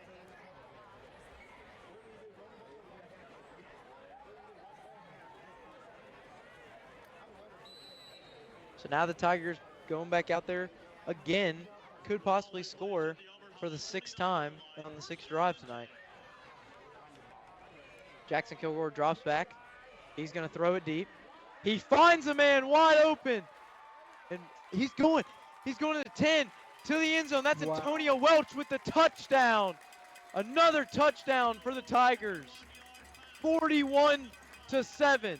That was perfect execution right there. Flawless. Yeah, you saw Kilgore just able to find Welch wide open in the middle of the field. And then Welch makes a man miss and just cuts upfield to the 20, to the 10, and scores. Just a great job by Welch to get that touchdown. Tigers up 41-7. And it's not even halftime yet. Yeah, we still got 6:56 on the clock. Daniels with the kick, and that's up and through. So the Tigers will be up 42-7. 6 drives, 6 scores for Auburn. Now we will see Bob Jones' offense come back out again. You know, really, what is there that you can do if you're Bob Jones? You just got to play like yourselves. You got to play according to how you've been playing with your passing, really. I mean, your rushing can only get you so far, and that's also one thing that would really help you a lot is their rushing was looking pretty good so far early in the first quarter, but you really got to improve on that passing play. Yeah, I feel like, honestly, our keys to the game, I feel like that bring the pressure really worked because you've seen Jackson he's been all over the place since the defensive line has just been able to, you know, limit him from throwing the ball downfield. He's been flustered all over the place. And you see right there, I mean, my key to the game was get the passing game going. That's happened so far tonight. And, you know, bring the pressure has just been insane. The defensive line's done good. Yeah, definitely. You can see bringing the pressure has been working because you've been seeing some passes being dropped or overthrown or underthrown when they really shouldn't have been by Bob Jones. Yeah, and that one's going to be kicked deep. So Bob Jones will start at the 20. And now we'll get to see this Tigers defensive line come back out again. And if you're Auburn's defense, you got to be happy about the way you've performed so far in this first half. Just been able to limit Bob Jones to really, honestly, 0 points on on the defensive side because your special teams is the one that gave up the touchdown. So, I mean, as far as Auburn goes on offense, it's just been flawless. You've been having some great passing plays, and you've also been having some great rushing plays to get you a lead like this. and that's going to be, he's just going to get stuffed there by the entire Tigers defensive line. Caleb Pitts was the first one. Cam Creighton and Caleb Pitts were the first ones to get their hands on Sanders there. And now it's going to be a 2nd and 11.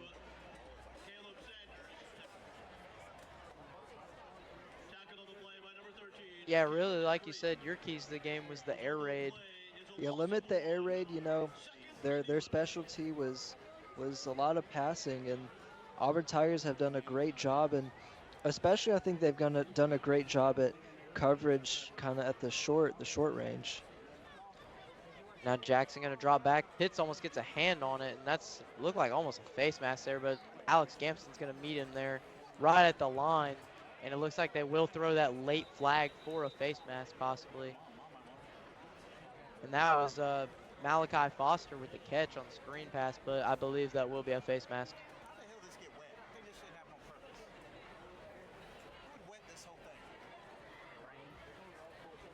Refs meeting there to see what the flag's about.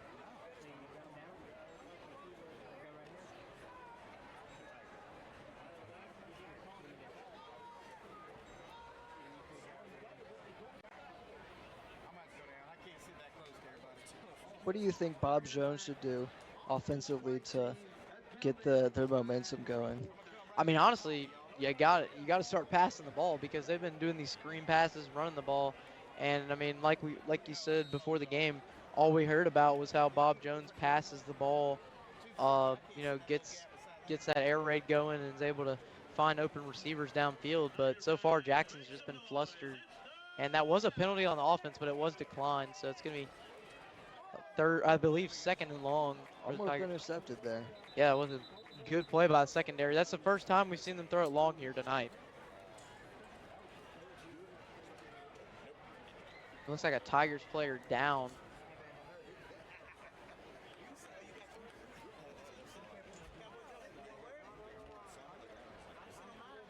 We will take a quick break here as the Tigers are dealing with an injury timeout.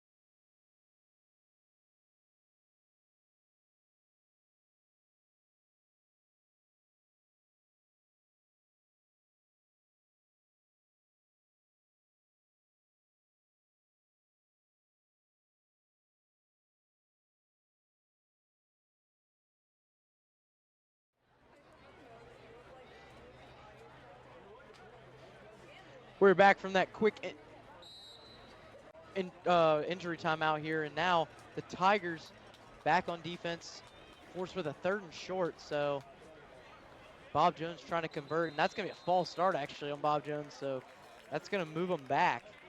That'll move them back 5 yards here. Just another mistake from this Bob Jones team, and I mean, you can't be doing this if you're Bob Jones. It's already 2nd quarter down by, I believe, 5 scores now, so it's not looking good for this Bob Jones team. Yeah, this is not good if you want to remain confident for this game, which is you really need to remain confident if you're playing a team like Auburn, especially if you're playing in their home field at a stadium like the Duck, where the students and the fans bring the energy and you feel the pressure. Now his pressure's coming, and he's going to throw it out to his man Malachi Foster there, and he's met by Alex Gamston.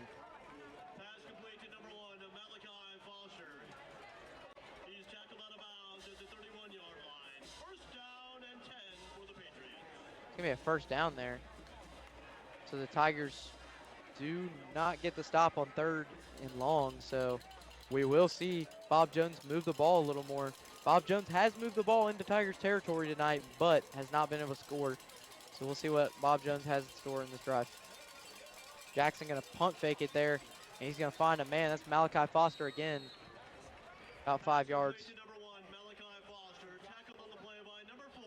Like you said, and like we've been saying, if you're Bob Jones, you can't rely on these short screen passes. You gotta just send it long and at least attempt it. Yeah, this Tigers defensive line, like we've said all night, has been bringing the pressure. So Jackson's going to have to find a way to throw the ball downfield no matter what. Jackson drops back. He's going to run out of the pocket. He's going to dump it. He tried to dump it off and could not find an open man. Looked a little overthrown. Yeah, Cataria there with the, he almost had the catch there, but just a little bit of an overthrow.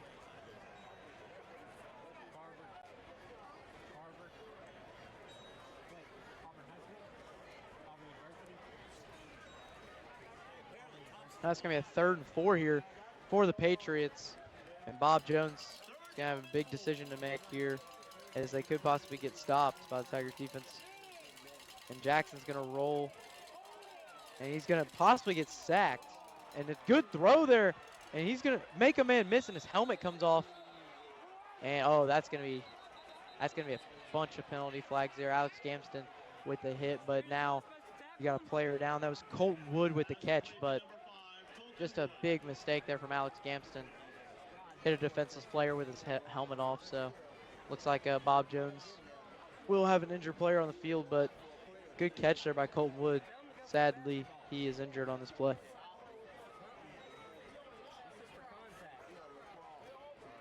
Yeah, now, I mean, Auburn up 42-7. And Trent, so far, what have you seen in this game? Well, I want to talk about that last play we saw right there. You know, you had Caleb Pitts right on the QB's tail right there, and it looked kind of hopeless, but he somehow managed to get it to Colin Wood right there. But so far, you've seen, early in the first quarter, you've seen a lot of rushing plays, and then you've seen them transition more into short screen passes, and then kind of keep that going. And then, I mean, here or there, they've attempted a couple of long passes, but you really need to see more of that if you want to put some points on the board. Yeah, I feel like the outcome of the game would be different if you know, Bob Jones did plays like that where their quarterback was able to roll out to the right or left and get some huge throws downfield. Also, you know, get some time available, which is another thing that this Auburn Tigers defense has done a good job of doing, not giving Bob Jones enough time to make decisions and their quarterback to see the field. So that will be a penalty. You see Coach Ethers there is frustrated with the call. Didn't think his player hit the defender there, but the defender's helmet, Colton Wood helmet, was off. So, and now the Tigers going to be on 1st and 10 here. Tigers defense possibly could get another stop. This is actually almost the same field position that Bob Jones has been in their last few drives that they've gotten in this place. And that's going to be a fumble, and it's going to be recovered by Jackson, but Pitts gets him behind the line. And that's a great play by the Tigers defense, just a miscue on the handoff there. You saw Jackson, or it was actually the snap you saw was super low, and Jackson could not handle it, and then it ended up going to Samuel Monroe, but Monroe was not able to get it, and it just ended up being disastrous.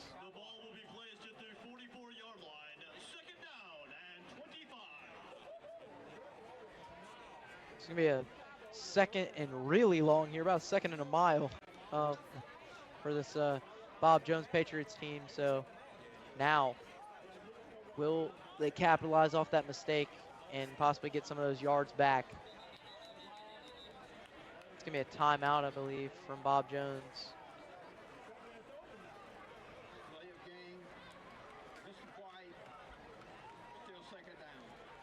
Actually, oh, false start. So Bob Jones will move back to almost midfield. So, you know, if you're Bob Jones, you look at the drive and you were doing good, and then all of a sudden, boom, penalties. Jackson going to throw it, sets his feet, gets it to Dorsey, and Dorsey is tackled by Isaac Benford and Jackson Lovern. But he will get about 10 yards on that 2nd and 30.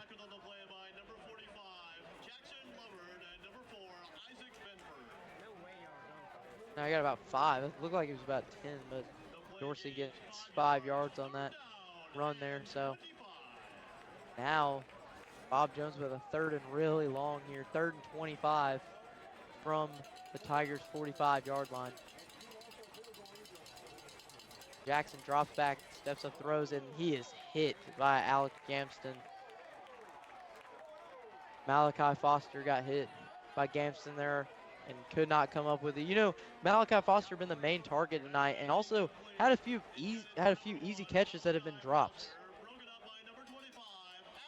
Not looked good for Malachi Foster so far tonight. Yeah, you've seen Malachi Foster, like you said, a main primary target for tonight for Bob Jones, and also you've seen Caleb Sanders as a primary target, especially earlier and later in that 2nd quarter. So now Bob Jones going to be punting it away here to the Tigers. We saw last drive, Peyton Plott did get a punt return, but it was called back due to penalties. Yeah. That's going to be a little, Peyton Plott was able to corral that one, but looks like Bob Jones defender met him there at the line. So now we will see the Auburn Tigers offense again come back out for the 7th time. They've scored 6 times in 6 drives, so will we see 7 for 7?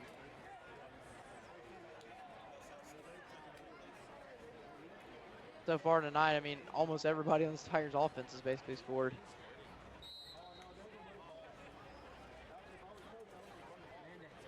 Now you see Mapson in the backfield back there. Last drive is Charlie Ward in the backfield, but you will see Mapson back there again. Plott in motion, and Plott's going to take it for a jet sweep, and Plott's going to find an open hole. Plott's going down the sideline to the 40, to the 50, and he just ran out of bounds at about the 45-yard line by Bob Jones. So you saw some good blocking there by players like Joshua Askew for Peyton Plott to open up that lane for him and get a lot of yardage off that. Yeah, good job by the O-line and some of those receivers and Mapson to get the good blocks. And now Tigers down there in Bob Jones territory, about the 45-yard line. Kilgore drops back, steps up in the pocket. He's going to throw that one, and that is caught by Cash Reef. Cash Reef, what a catch. That's another receiver on this fast receiving core. Cash Reef, a junior as well. Just a great catch. And now it's going to put the Tigers near the red zone. So far for this Bob Jones defense, I mean, you've seen some pretty good coverage by their corners and DBs, but I mean, just some perfect accuracy by Kilgore. Yeah, a little screen pass there by Kilgore, and Askew's going to get that one, but probably only going to get about a yard or two, so it's going to move the Tigers to about the 20.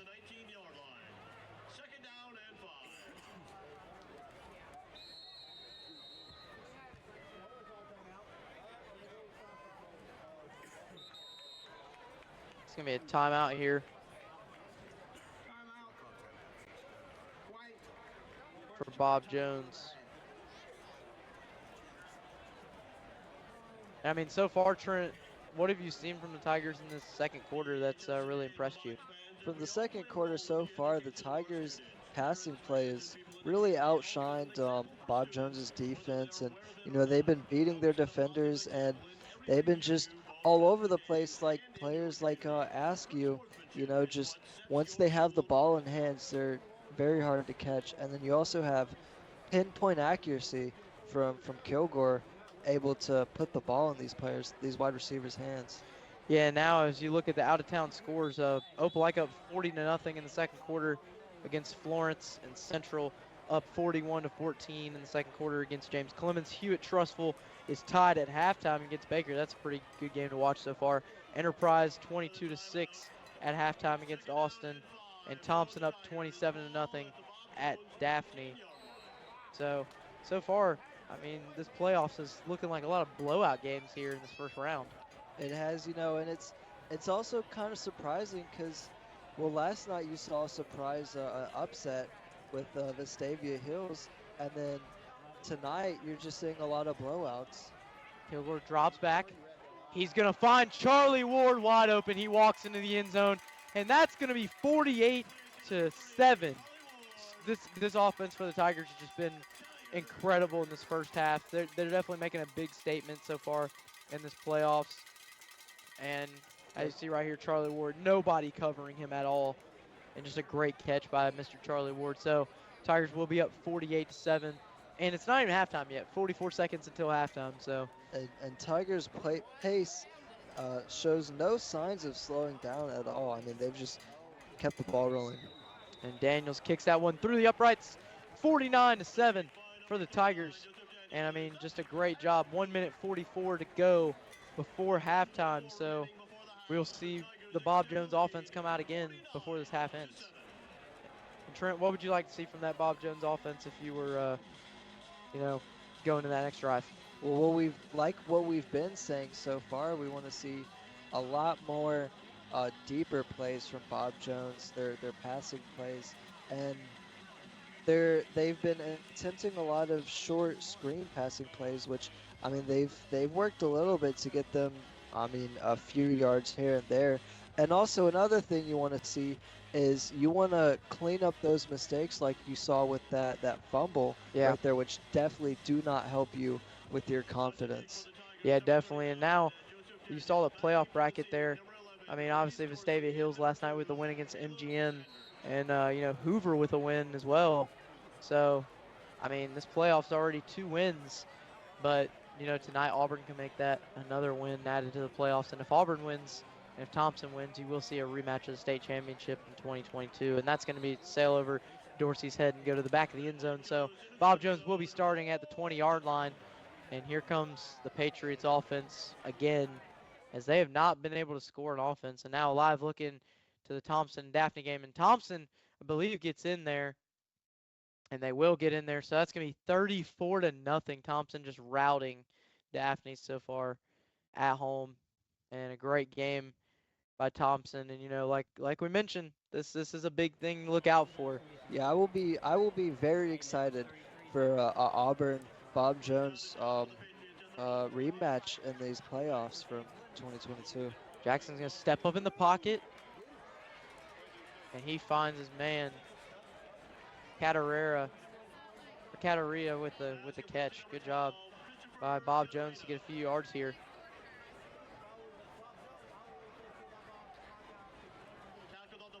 Bob Jones going with a quick pace here before halftime, trying to get a score.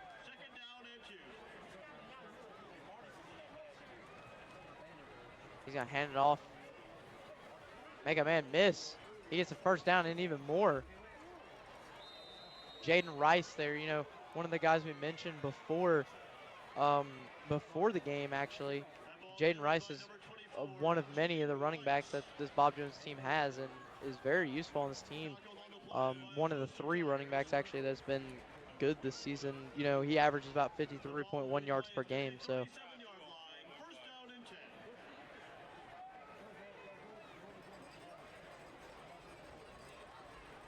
Jackson drops back, steps up in the pocket, almost gets hit by Caleb Pitts, and he just looks like Jackson's going to throw that one away. It almost looked like he was trying to pass it to Jaden Rice for Bob Jones, but they just maybe weren't on the same page. I don't know.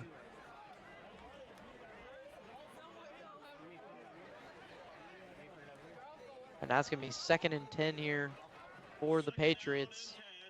47 seconds to go in this second quarter.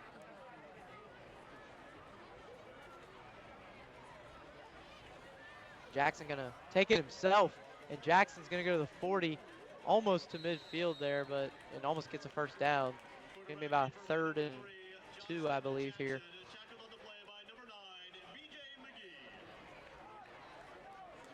Yeah, he was met there by B.J. McGee. Kind of flipped over him, but still got stopped. It's going to be 3rd and short here for the Tigers. Jackson's going to throw it to Foster, but just behind him. And that's going to force Bob Jones to punt this one away, I believe. So that's, I mean, honestly, that's probably going to do it for the half because, you know, Auburn's probably going to take a knee. But, I mean, Bob Jones actually not going to punt it here. Looks like they might kind of trick us a little bit and go for the 4th down. Bob Jones, I mean, you're kind of forced with that situation already. Yeah. With the way things have gone. Need another prayer answered like that one kickoff return. And Jackson's going to throw this one. That's going to be caught by Dorsey, and Dorsey's going to make a few men miss and get to about the 45-yard line. So Bob Jones going to take the timeout here. Give me their second charge timeout of the half.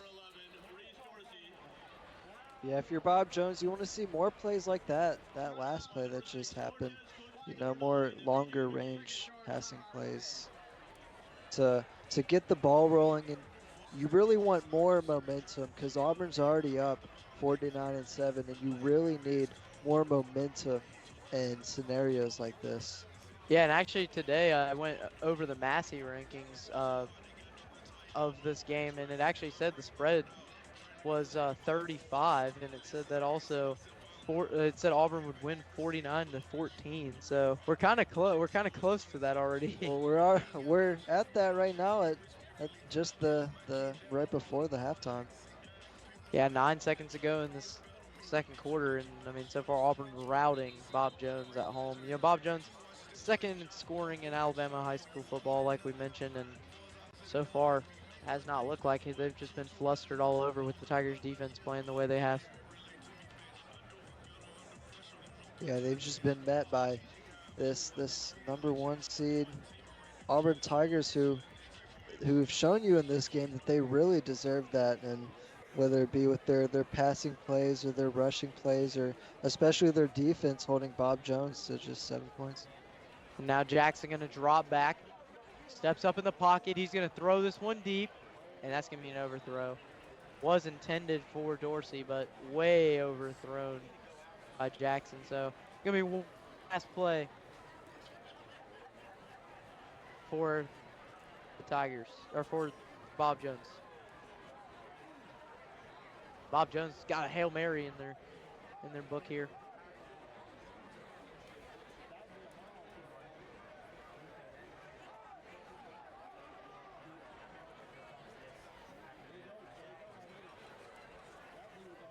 Jackson drops back, getting pressured by Lovern and Pitts and King.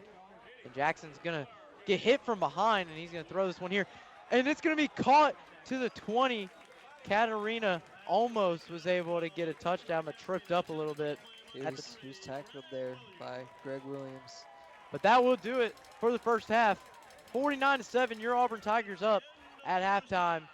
And we'll see you after half for the second half of action.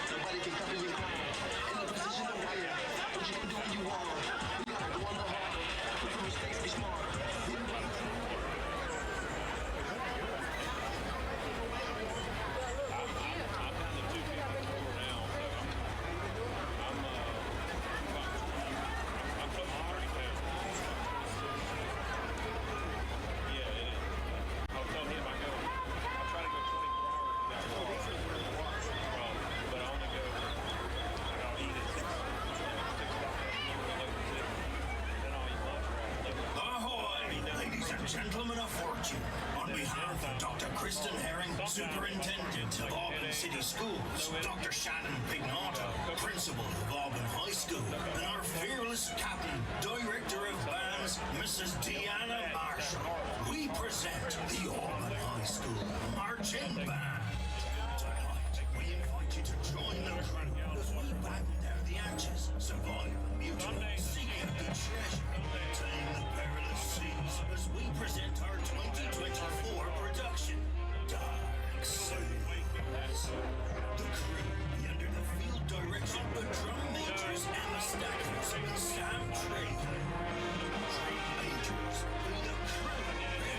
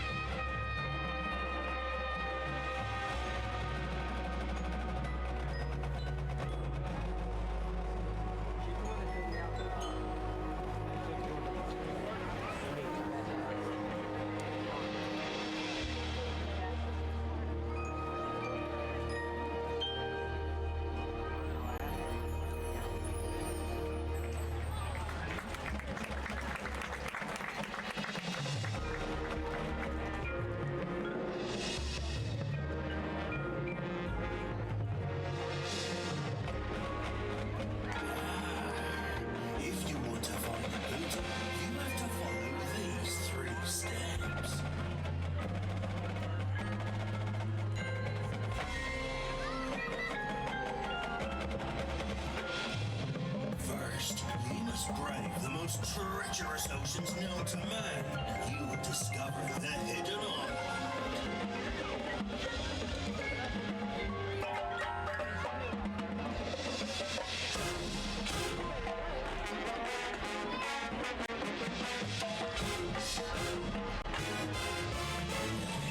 Make for land and take 7 paces as you slash through the untamed jungle.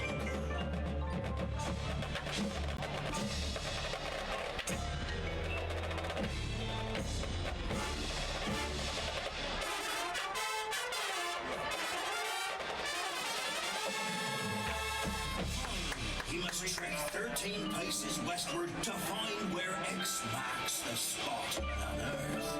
The booty.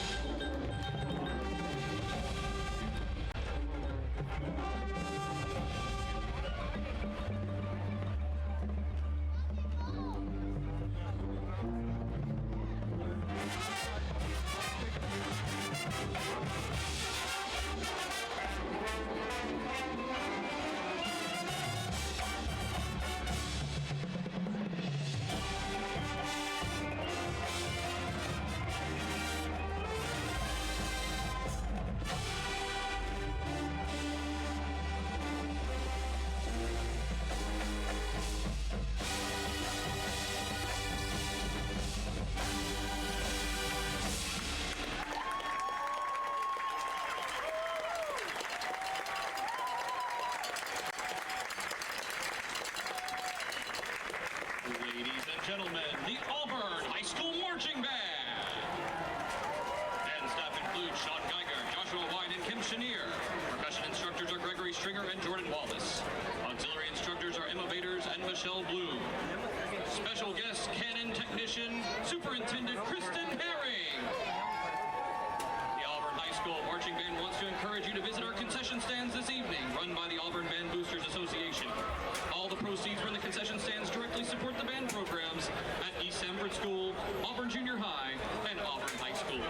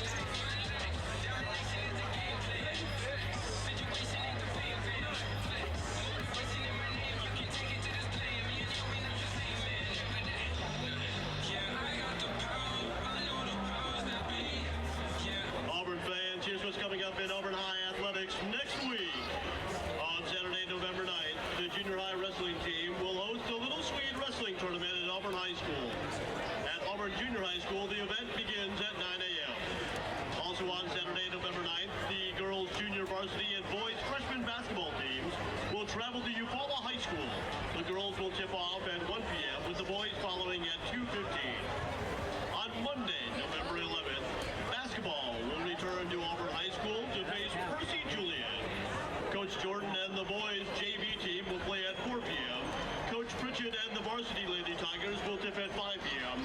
And Coach Brandt and the boys varsity squad will finish off the night at 6:30 p.m. Tuesday, November 12th, Coach Link and the Lady Tiger football team travel to Daphne, Alabama to tackle the Trojans. Kickoff is slated for 3 p.m.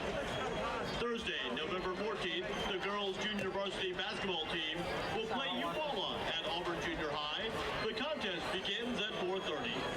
Also on Thursday, November 14th, the girls 8th grade, girls junior varsity, and boys junior high wrestling teams head back to the mat at Auburn High School as they try to tame the Prattville Lions. The first match is scheduled for 5 p.m. For the latest updates and live broadcasts of home events, follow AHS Media on all social media platforms.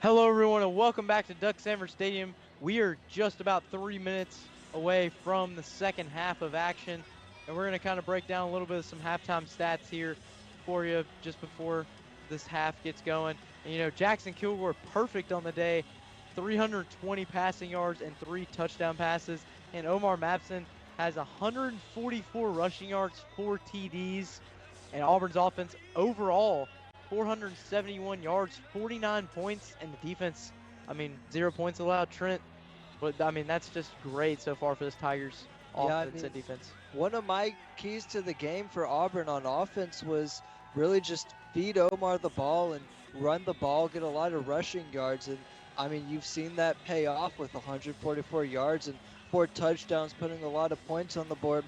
And also, you talk about Jackson Kilgore. I mean, these Bob Jones defense has done a great job at coverage in the deep field and on these wide receivers, but you just have Kilgore with pinpoint accuracy getting the ball in their hands. And I mean, once they have it, I mean, they're just unpredictable. They're really hard to catch. Yeah, I mean, like we've seen so far, it's just been great from this Tigers team in the first half, 49-7. And then now our out-of-town scores, Opelika up 40-0 at halftime. And then Central up 49-14 at halftime. Hewitt, Trustful, and Baker actually in the third quarter 0-0. So that's a game to look out for right now. That's the most competitive game. And then, tonight. yeah, like you mentioned, yeah, most competitive game. And then Enterprise and Austin is, I would say, pretty close. Maybe 2 touchdown game at halftime, 22-6. And then Daphne and Thompson is 34-0 at halftime. So another game to look out for if you're Auburn to potentially face Thompson, maybe at Duck Sanford in the second round of the playoffs. Yeah, you take a live look in here. Hewitt Trustful does get in the end zone. So this game now 6-0. Hewitt Trustful's up against Baker, and I mean, look out. This Hewitt Trustful team just got their first score of the game. So far, both defenses have been the factor in this game, but now Hewitt gets on the board with some offense. But we now will look at the playoff bracket here. And as you see, Mary G. Montgomery lost last night to Vestavia Hills. And then also Hoover beat Fairhope. So as you see, Opelika most likely will be moving on. So you will have Opelika playing Florence. And you will have Central playing of Vestavia Hills. And then on Auburn's side of the bracket, you will most likely have Auburn playing Bob Jones and Thompson playing Daphne. And then we will see about these two games down here, Austin and Enterprise and Baker and Hewitt. The Baker and Hewitt game I don't want to quite predict just yet because that game's still too close to call. Yeah. And then the Austin and Enterprise game is only 22-6, so Austin still could come back. But we'll keep an eye on those games. But honestly, like, what matchup I would say would be most intriguing next week besides Auburn and Thompson? Well, Matt, I'm looking forward to the Opelika matchup in Hoover, because they're, aside from Auburn, I think Opelika brings a lot of offensive potential and star power to these playoffs and can make a lot of statements. Yeah, this Opelika team definitely surprised this season. As you know, we've seen they had a new coach come in for their football team, and obviously this Opelika team, you know, last year was not too good, not one of the best teams that we've seen. And this year just really came in with a statement, proving to everybody that they are for real. And they did win their first playoff game 40-0. So good job by the Bulldogs to get a win. And now, I mean, who knows? This playoffs is going to look good. I mean, the second round coming up next week is going to be a pretty good second round. Yeah, definitely more competitive than what we've seen so far from some of these playoff games, like the Auburn Bob Jones game. And now we're going to take a quick break before we come back for the second half of action, and we will see you guys start this second half.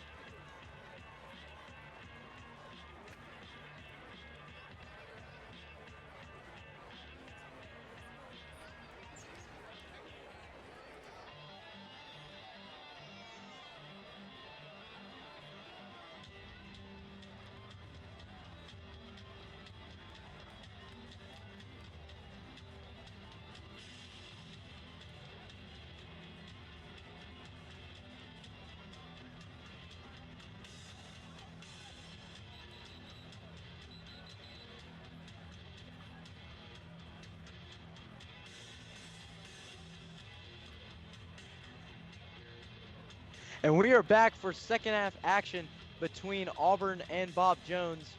And Auburn will receive to start this second half. And the way the rules work is the time does not get shortened in this second half, even though it is a blowout. So Auburn could possibly score as much as they want, you know, Yeah, with because the of the 12 minute playoff rules. Yeah, the playoff rules you do not shorten the clock. But Bob Jones will be kicking this off to the Tigers now. You know, good first half from Auburn, and what would you like to see in the second half? From Bob Jones. Okay, I'll start with Auburn. First, you want to see just Auburn continue the pace they have and the incredible passing plays they've been having. And then from Bob Jones, you want to see them on the defensive end. You want to kind of copy Auburn and apply that pressure that they've been giving you. And Plott, you know, I mean, gets a good, or receives it there good at the 2-yard line, and then able to take it all the way to about the 45. So, I mean, good job there by Plott to take this one out and get it almost to the end zone possibly. A good field position for the Tigers. Not what you want to see if you're Bob Jones.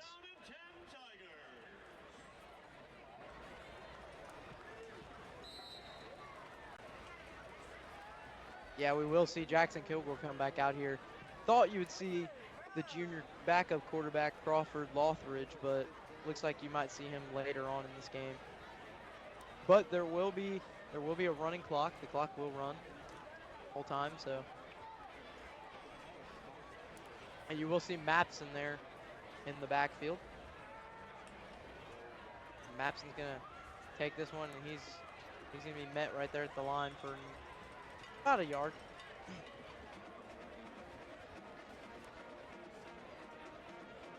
Yeah, I mean, this Tigers offense, you know, 7 drives, 7 scores. So we'll see if Auburn can keep up the trend. Maybe 8 drives, 8 scores. Yeah, and if you're Bob Jones, like I said, you want to apply a lot more pressure. You've had some great coverage on the wide receivers with your corners and your DBs, but you want to apply that pressure on the line and try to really get to the quarterback and not give him time to make long passing plays like that. And Mapson gets the handoff there. Mapson gonna break through a hole, and Mapson's just gonna walk in the end zone here, and that's gonna make it 55-7. Omar Mapson's 5th touchdown of the game. I mean, what a game by Mapson. And he's just showing why he's one of the best running backs in the state. And you saw right there, he's just able to find a huge hole. Good blocking there by the offensive line, and he walks right in the end zone. Tigers up 55-7. Possibility extra point can make it 56. Yeah, that's another thing that I think this Auburn Tigers offense has that the Bob Jones offense doesn't have is their synchronization, their ability to be on the same page. Daniels kicks that through, and that's going to make it 56-7.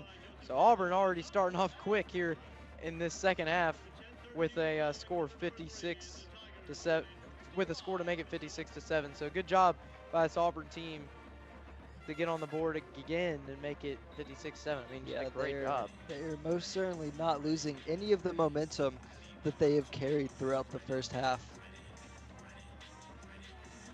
Yeah, now, I mean, this Auburn defense is going to come back out. They've allowed 0 points today.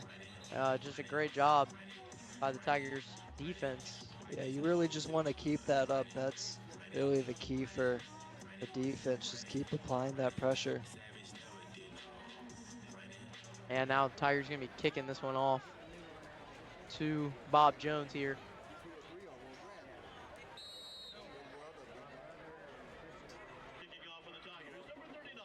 And Daniel will be kicking this one away.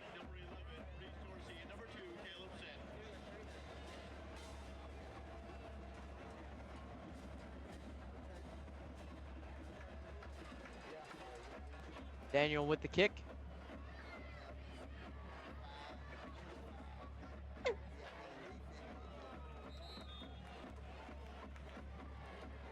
And he's tackled right there by Carter Chambly.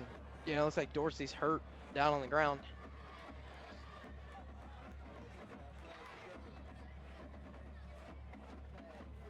Yeah, now it looks like Coach Etheridge kind of bringing in some of these second stringers on defense here. As the Tigers, you know, trying to get some of these guys playing time in this playoff game. You know, some of these sophomores' first playoff action they've seen. And Charlie, Reese, what would you want to see from Bob Jones's offense to keep their momentum or gain momentum. I mean, honestly, oh, that was almost intercepted there. And Tigers could have came up with that. That would have been a big play. But, I mean, honestly, from Bob Jones, you want to see some momentum on their side. But right there, that was just a huge mistake by Jackson. Drop back. And, I mean, almost throw a pick.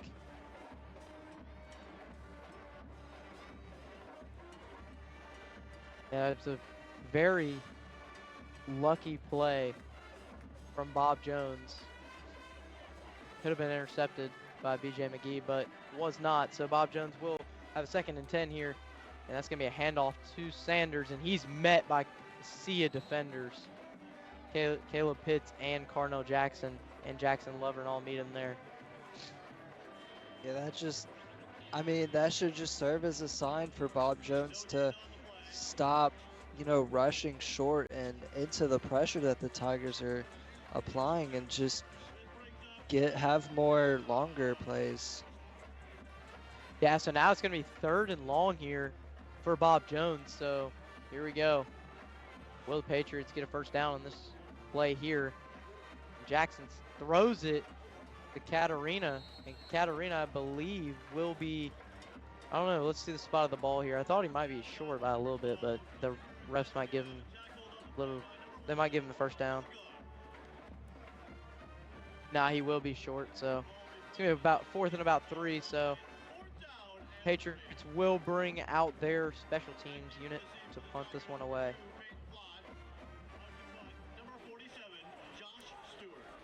So Josh Stewart back to punt again, I think for about the 5th time tonight.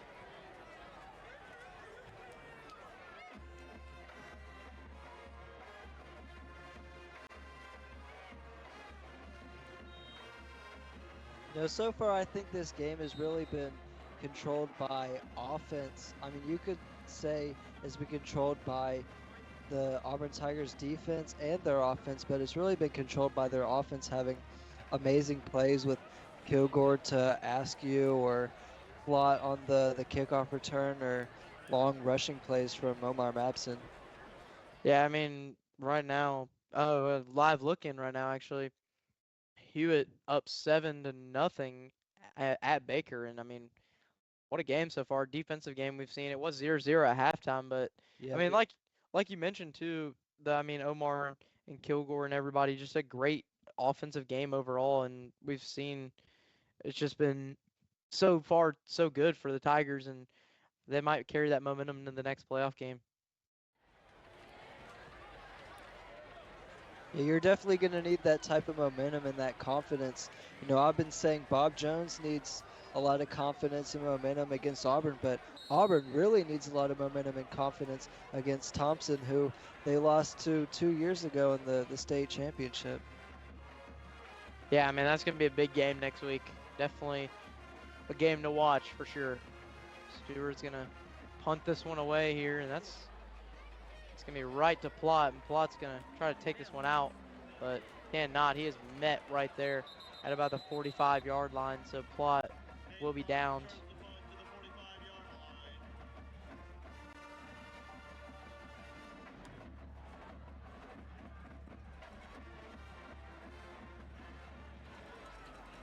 And now we're going to get a chance to see the Tigers offense. We will see who's at quarterback this time, because they might bring in Crawford Lothridge here just to get him a few reps, since the Tigers have been scoring. Yeah, see what he can do.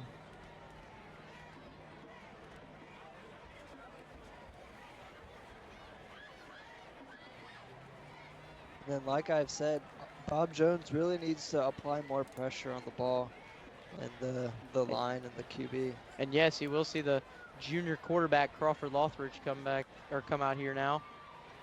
And that's going to be off to the Larico Eccles, and Larico Eccles will be met at the line. So first play stuffed by Bob Jones here.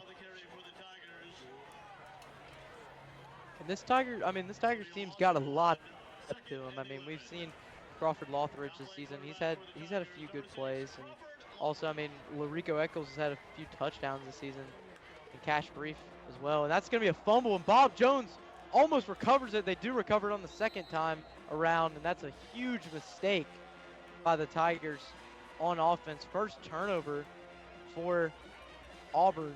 Yeah, in we this saw game. that recovered by Mason Johnson right there. Yeah, big fumble recovery. So now the Tigers will be back on defense. That's a momentum killer there. You know, the Tigers' second stringers get back out. You want them to get out there, get some reps in, and then bam, just a fumble. Just kind of hurts there. That's Bob Jones taking advantage of an opportunity, and also, like I've been saying, applying that pressure on the ball and the line and the QB, which they really need to do, because you've seen it work from the Auburn Tigers defense, and I believe it could work if Bob Jones tries it. So here we go. Jackson will be back at quarterback again. He steps up in the pocket now. He's going to throw it, but he's going to be sacked. Huge sack for the Tigers. That will be Ashton Wilson, the linebacker. And what a great job there. Just read the play perfectly. I thought that was going to be a fumble the way he was holding the ball, but good way to hold on the ball there by Jackson. But good job by Ashton Wilson with the tackle.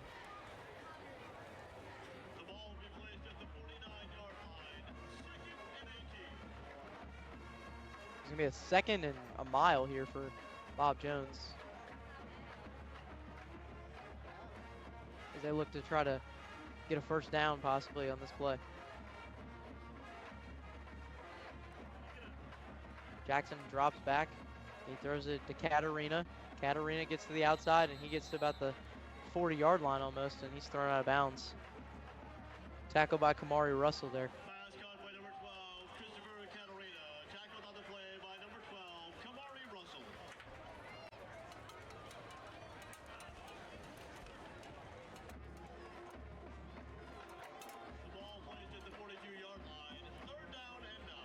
Definitely want to see some longer passes, at least attempted by Bob Jones here.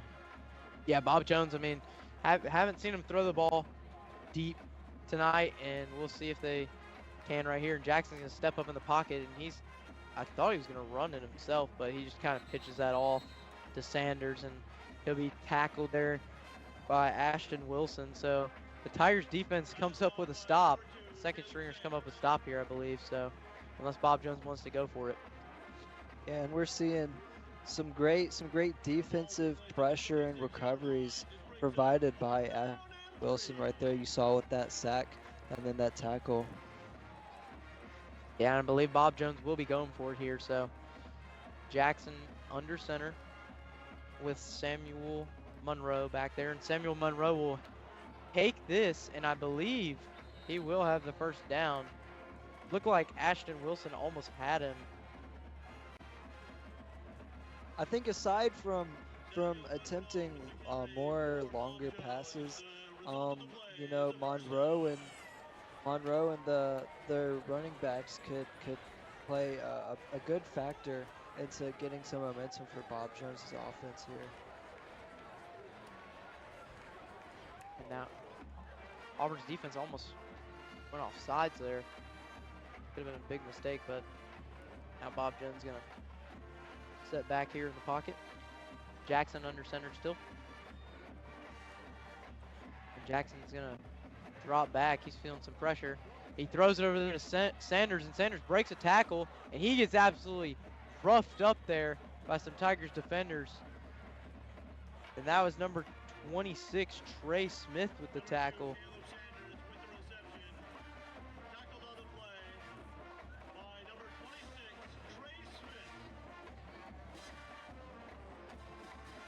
Now Bob Jones in great field position, first down at the 20-yard line here. About a minute to go in this third quarter.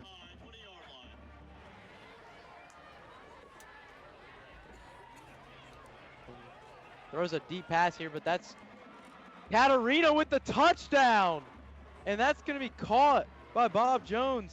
So 56-13 now. Looked like the defender there just kind of slipped, but Katarina, what a catch and what a throw from Johnston Jackson. That's the type of offense we were looking for all game, and it showed here as Jackson finally found an open man in the end zone. Yeah, like what he said, that's the type of offense and those kinds of plays that you want if you're Bob Jones. And I mean, as you saw from that drive, it played out and getting you a touchdown right there with that long pass. And now Stewart going to kick the extra point. Stewart, it is up and through. So Bob Jones scores on this drive and makes it 56-14. So now Auburn will get the ball back here. We will see Crawford Lothridge. And now here a live look in.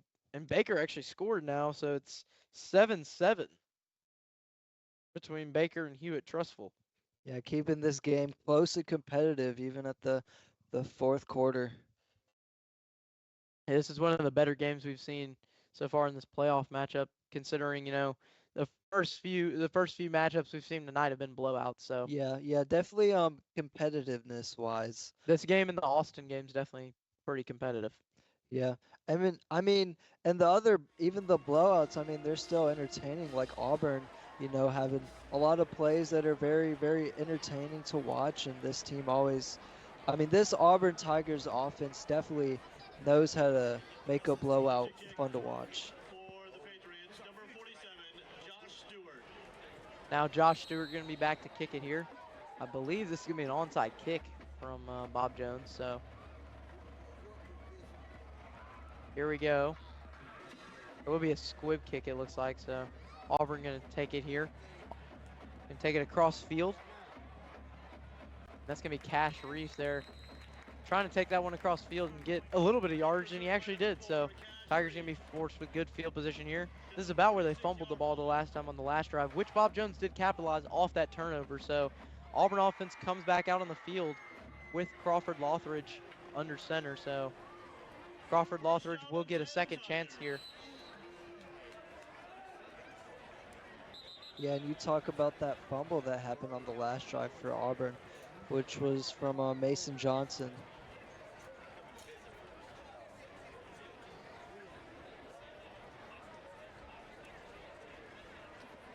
Man in motion. Lothridge pitches it to Eccles. Eccles makes a man miss, and Eccles gets a few yards there, about 3 or 4 yards on that run.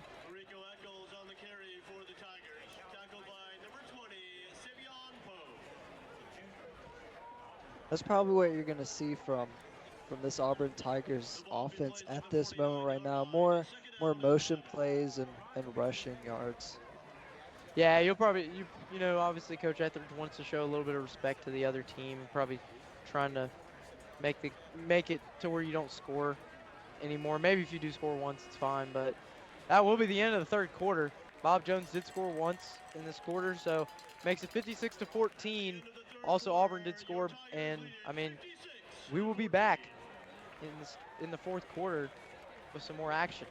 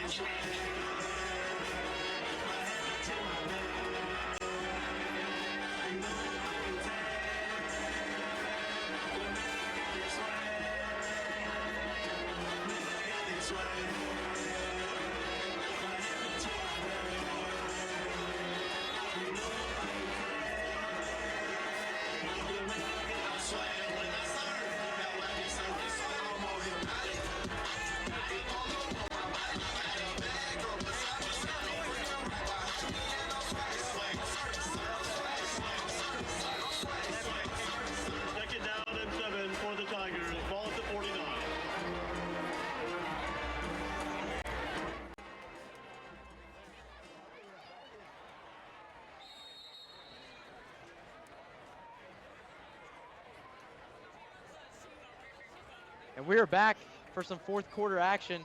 As you saw right there, Crawford Lothridge did fumble the ball again. Another low snap by the Tigers, but now it's going to be forced with a 3rd and long here, 3rd and 12.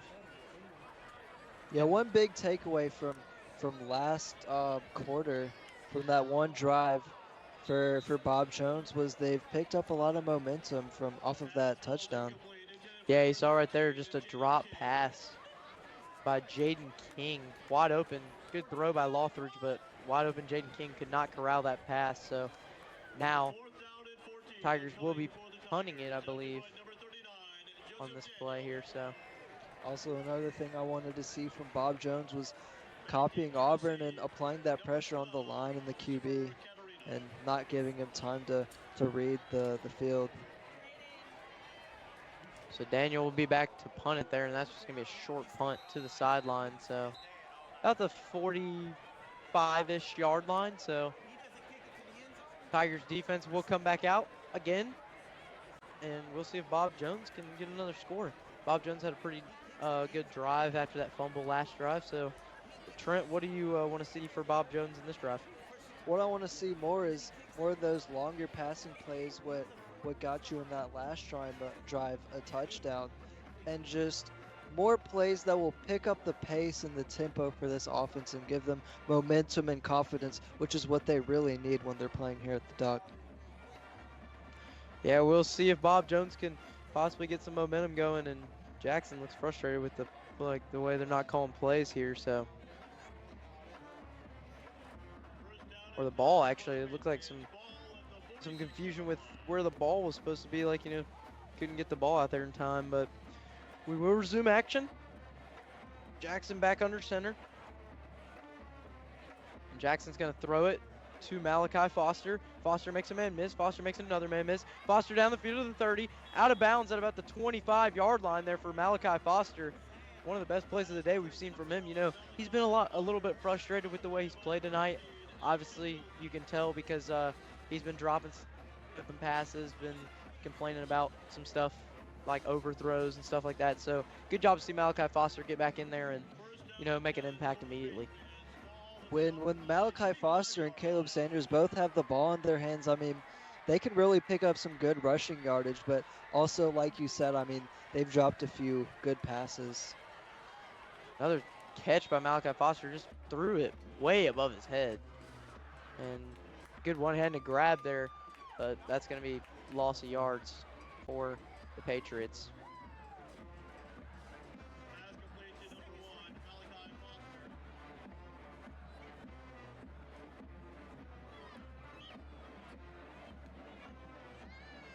So it's going to be a 2nd and 13 here for the Patriots at about the 28-yard line. Jackson's going to throw a quick pass to Malachi Foster, and Foster makes a man miss, and he is tackled at about the 5-yard line by Kamari Russell. I think Bob Jones has found their sweet spot maybe, which was those kind of short screen passes to Foster or Sanders, where they can really pick up some good rushing yardage and give you some momentum and get you closer down the field to the Tigers' territory. Yeah, and then if you want to throw the ball deep, you always got Katarina there at tight end. So now Jackson going to hand it off to Samuel Monroe, and Monroe gets down at about the 1-yard line. Yeah, that was pretty close to a touchdown right there.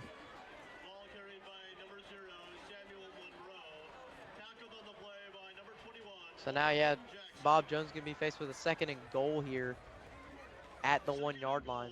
Hopeful to pick up a second offensive touchdown that wasn't off of that first punt return, which was an amazing play.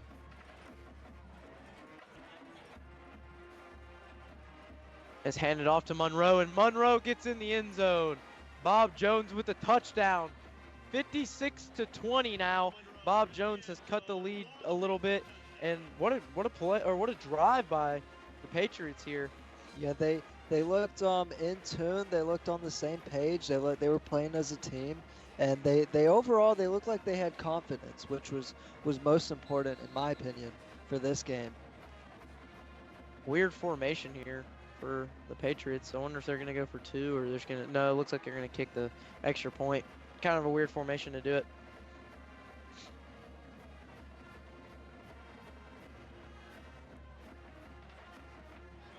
Josh Stewart with the kick, and that is up and through. No, it's actually no good. He missed it. Thought that went through, but he missed it. So wow. It will stay 56-20. So Bob Jones missed with the extra point. There's just a lot of miscues tonight for the Patriots. And out of town scores look again. You see Opelika and Florence 43-7, and then Central's gained the lead against James Clemens 56-14. Hewitt, Trussville, and Baker in the 4th quarter 7-7 right now. That's a close game to watch. And then Austin Enterprise 29-14 in the fourth quarter. And Thompson up 41-0 in the third quarter against Daphne. So definitely Thompson and Auburn will probably be your matchup most likely next week.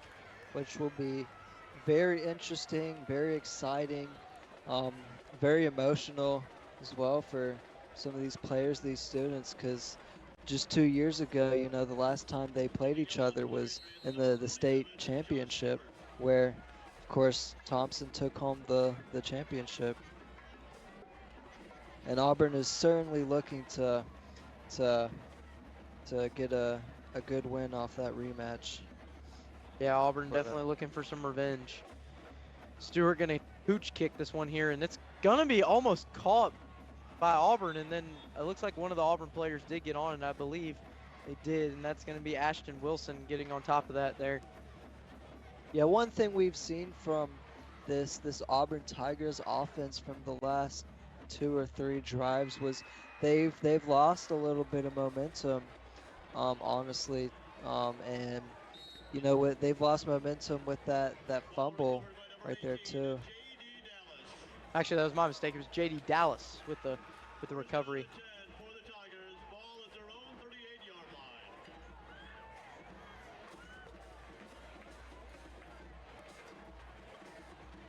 Now Lothridge back under center. Lothridge step back to pass. He's going to throw this one in here. And it's going to be caught to the 30, to the 20, to the 10, to the end zone. Wow. Touchdown Auburn. Anderson Waddle. Touchdown for the Tigers. That was a dot right there. What a pass by Crawford Lothridge. And you saw Waddell there with just a great way to stay in balance. And I mean, good job by Auburn to score again to make it 62. Yeah, almost lost a little bit of balance, especially after he got tripped up by that defender, but he just persevered to the touchdown right there.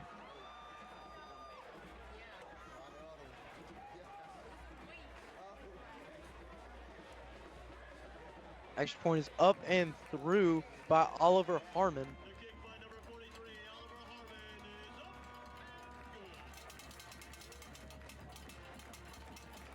So now, like I said, Auburn lost a little bit of momentum from the last couple of drives, but they've gained that back from this most recent drive. And then also Bob Jones getting a little bit of momentum. So both of these teams playing more closely to momentum and confidence-wise to each other. Yeah, just a great way to set your feet there if you're Crawford Lothridge. And then Waddell here with a great run and was able to run after catch and ended up scoring. So good job by the second string, third string guys to get a touchdown here in this late in this fourth quarter. So all Tigers have been scoring tonight.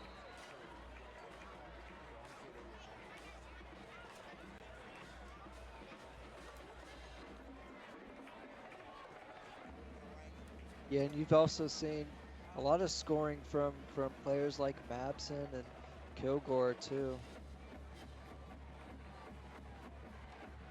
That's muffed there by Sanders, and Sanders going to take this to the 30, to the 40, to the 50, to the 40, to the 30, to the 20, to the 10. Touchdown, Caleb Sanders. Bob Jones definitely has confidence now. I mean, they're making plays just as spectacular as Auburn was making in the first half. Yeah, you know, Auburn tried something new with the kicker Jackson Lovelace there, and I mean, just a great. It was a good kick, and he ended up muffing it, and then he ended up getting the kick return there. Just unfortunate. Yeah, you saw him kind of struggle to pick it up right there, but he still carried through and got that touchdown.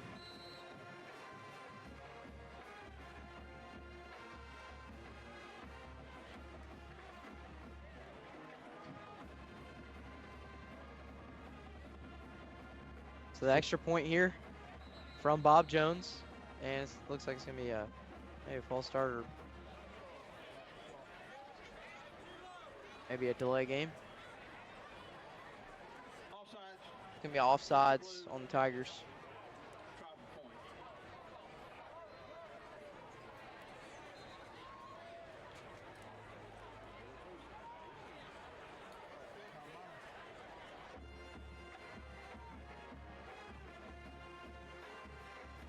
Yeah, like I said, both these teams playing with confidence and seriousness. Yeah, I mean, right now, Bob Jones, obviously, you know, you're defeated because of the way the game's gone, but you still got to get a little bit of momentum to end your season off, and Stewart kicks that one through, so that's going to make it 27-63 with 6 minutes, 6 seconds here to go in the fourth quarter. And now you will get to see the Auburn offense come on the field again, as, I mean, we know last drive, Waddell ended up scoring for the Tigers on a pass from Crawford Lothridge, so that was a great drive. Yeah, that was a great pass and a great recovery and great rush there by Lothridge and Waddell.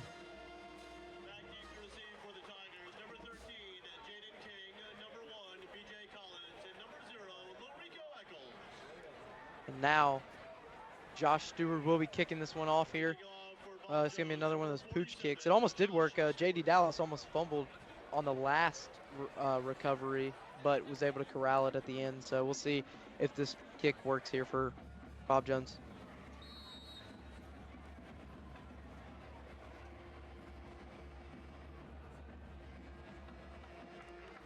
It's going to be another pooch kick here. And Dallas will corral this one. And he called fair catch. So Tigers will get the ball at about almost the 40-yard line. And here comes the Auburn offense out again. Crawford Lothridge leading the charge here. And this Tigers team so far, 63 points. And I believe, honestly, if the Tigers will do anything, they're probably going to run this clock out as much as possible. Yeah, that's definitely what you want. You have a pretty decent lead with 36 points. And as far as improvements go, I would say both these teams have decreased their room for improvements. Actually, Upton out there at quarterback, and Upton overthrows his man. Upton, a sophomore. And, I mean, it's good to get your third string in here because Upton could be the future of Auburn High football as well if, you know, Crawford Lothridge next year and Upton could be the year after. So we'll see.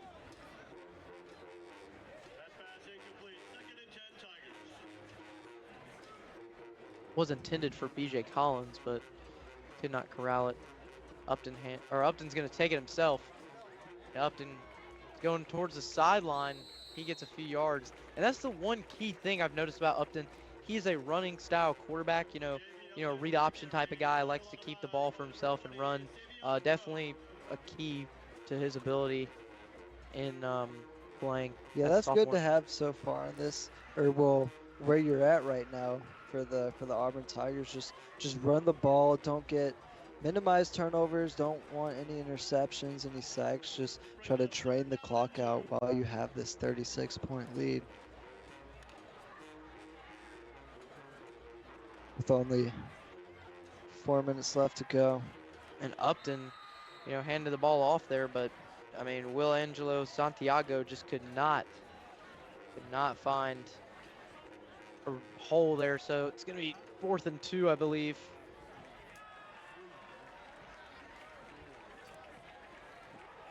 Actually 4th and 4, but it looks like Tigers going to pull the offense off the field. And it looks like we will see Cooper Bailey back to punt for the Tigers, the junior.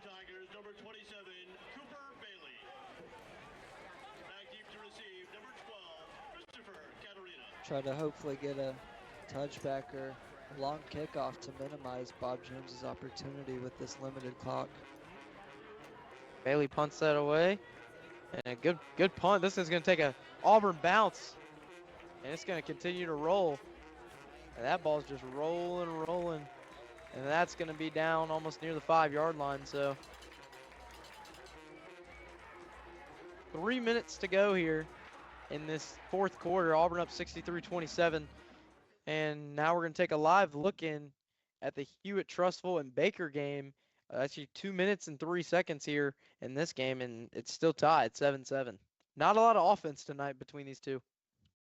Yeah, they've definitely kept that competitiveness and that pressure from both teams on the defense. Jackson back under center again for Bob Jones.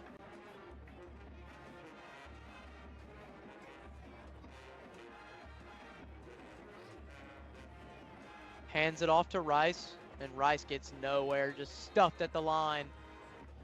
Stuart Mills with the tackle. Stuart Mills has been a name we've said a few times tonight, especially on the kickoff side of things. Stuart Mills has had 3 tackles on kickoffs tonight, so good job by the linebacker.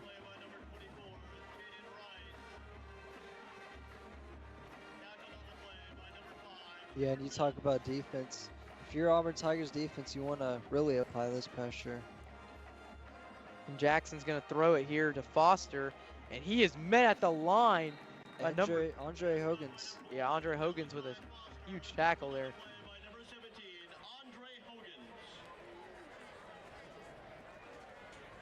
This clock's going to continue to run as the Bob Jones Patriots just kind of letting it. I'm selling the deal. It's going to be 3rd and 6 here for the Patriots.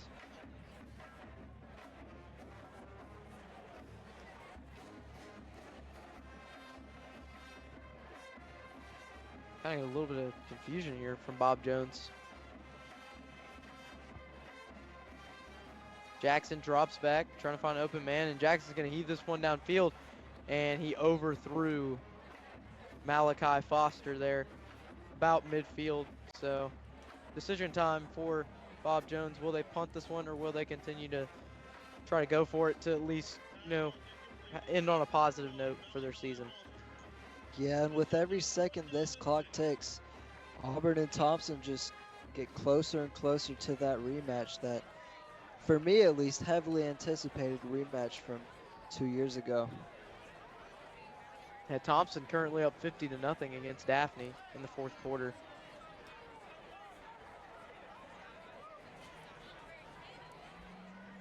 Now Jackson drops back, finds an open man across the field, makes a man miss.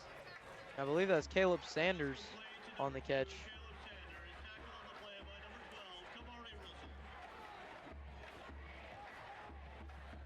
And the clock is just ticking down here. Looks like Jackson gonna try to get one last play off for Bob Jones. And Jackson gonna draw back, gonna step up in the pocket and throws one to the side to Malachi Foster. Foster makes a man miss, and he is down. And that will do it for your first round playoff game between Auburn and Bob Jones. The number 1 seeded Tigers take a 63-27 victory at home. And I mean, honestly, we're gonna jump right into the post game here. I mean, Trent, what did you like from Auburn in this game? Well, I certainly like the statement Auburn made tonight. Letting everybody know that they're here for a reason and showing everybody their potential that they have offensively to make great plays, long driving plays, long rushing plays, and also defensively to apply that pressure and just leave Bob Jones kind of stunned and leave them not able to score. And you saw Auburn throughout the entirety of the first half just have great momentum, almost flawless execution and confidence. And then you saw them lose a little bit of that maybe in the 3rd quarter, but they regained that in the 4th to help them seal the deal in this victory. Yeah, I mean, it's a great victory by the Tigers. And I mean, Bob Jones, obviously 27 points on the board. We did see a little bit of that offense come alive in the 4th quarter, but just not enough to face a good Tigers team. And obviously, next week the matchup we think we're going to have, and I think we will have, Thompson and Auburn next week. I mean, what are your expectations for that game? My expectations for that is definitely a lot of pressure, a lot of competitiveness. I mean, anything can happen at that game. There's a lot of history, especially from 2 years ago, like I've said and like I've been saying, from that national championship, and then a lot of passion also from especially Auburn trying to get revenge for that. Yeah, and that will do it from the booth here with me, Reese Kinder, and my co-host Trent Medley. And I hope you guys enjoy your night.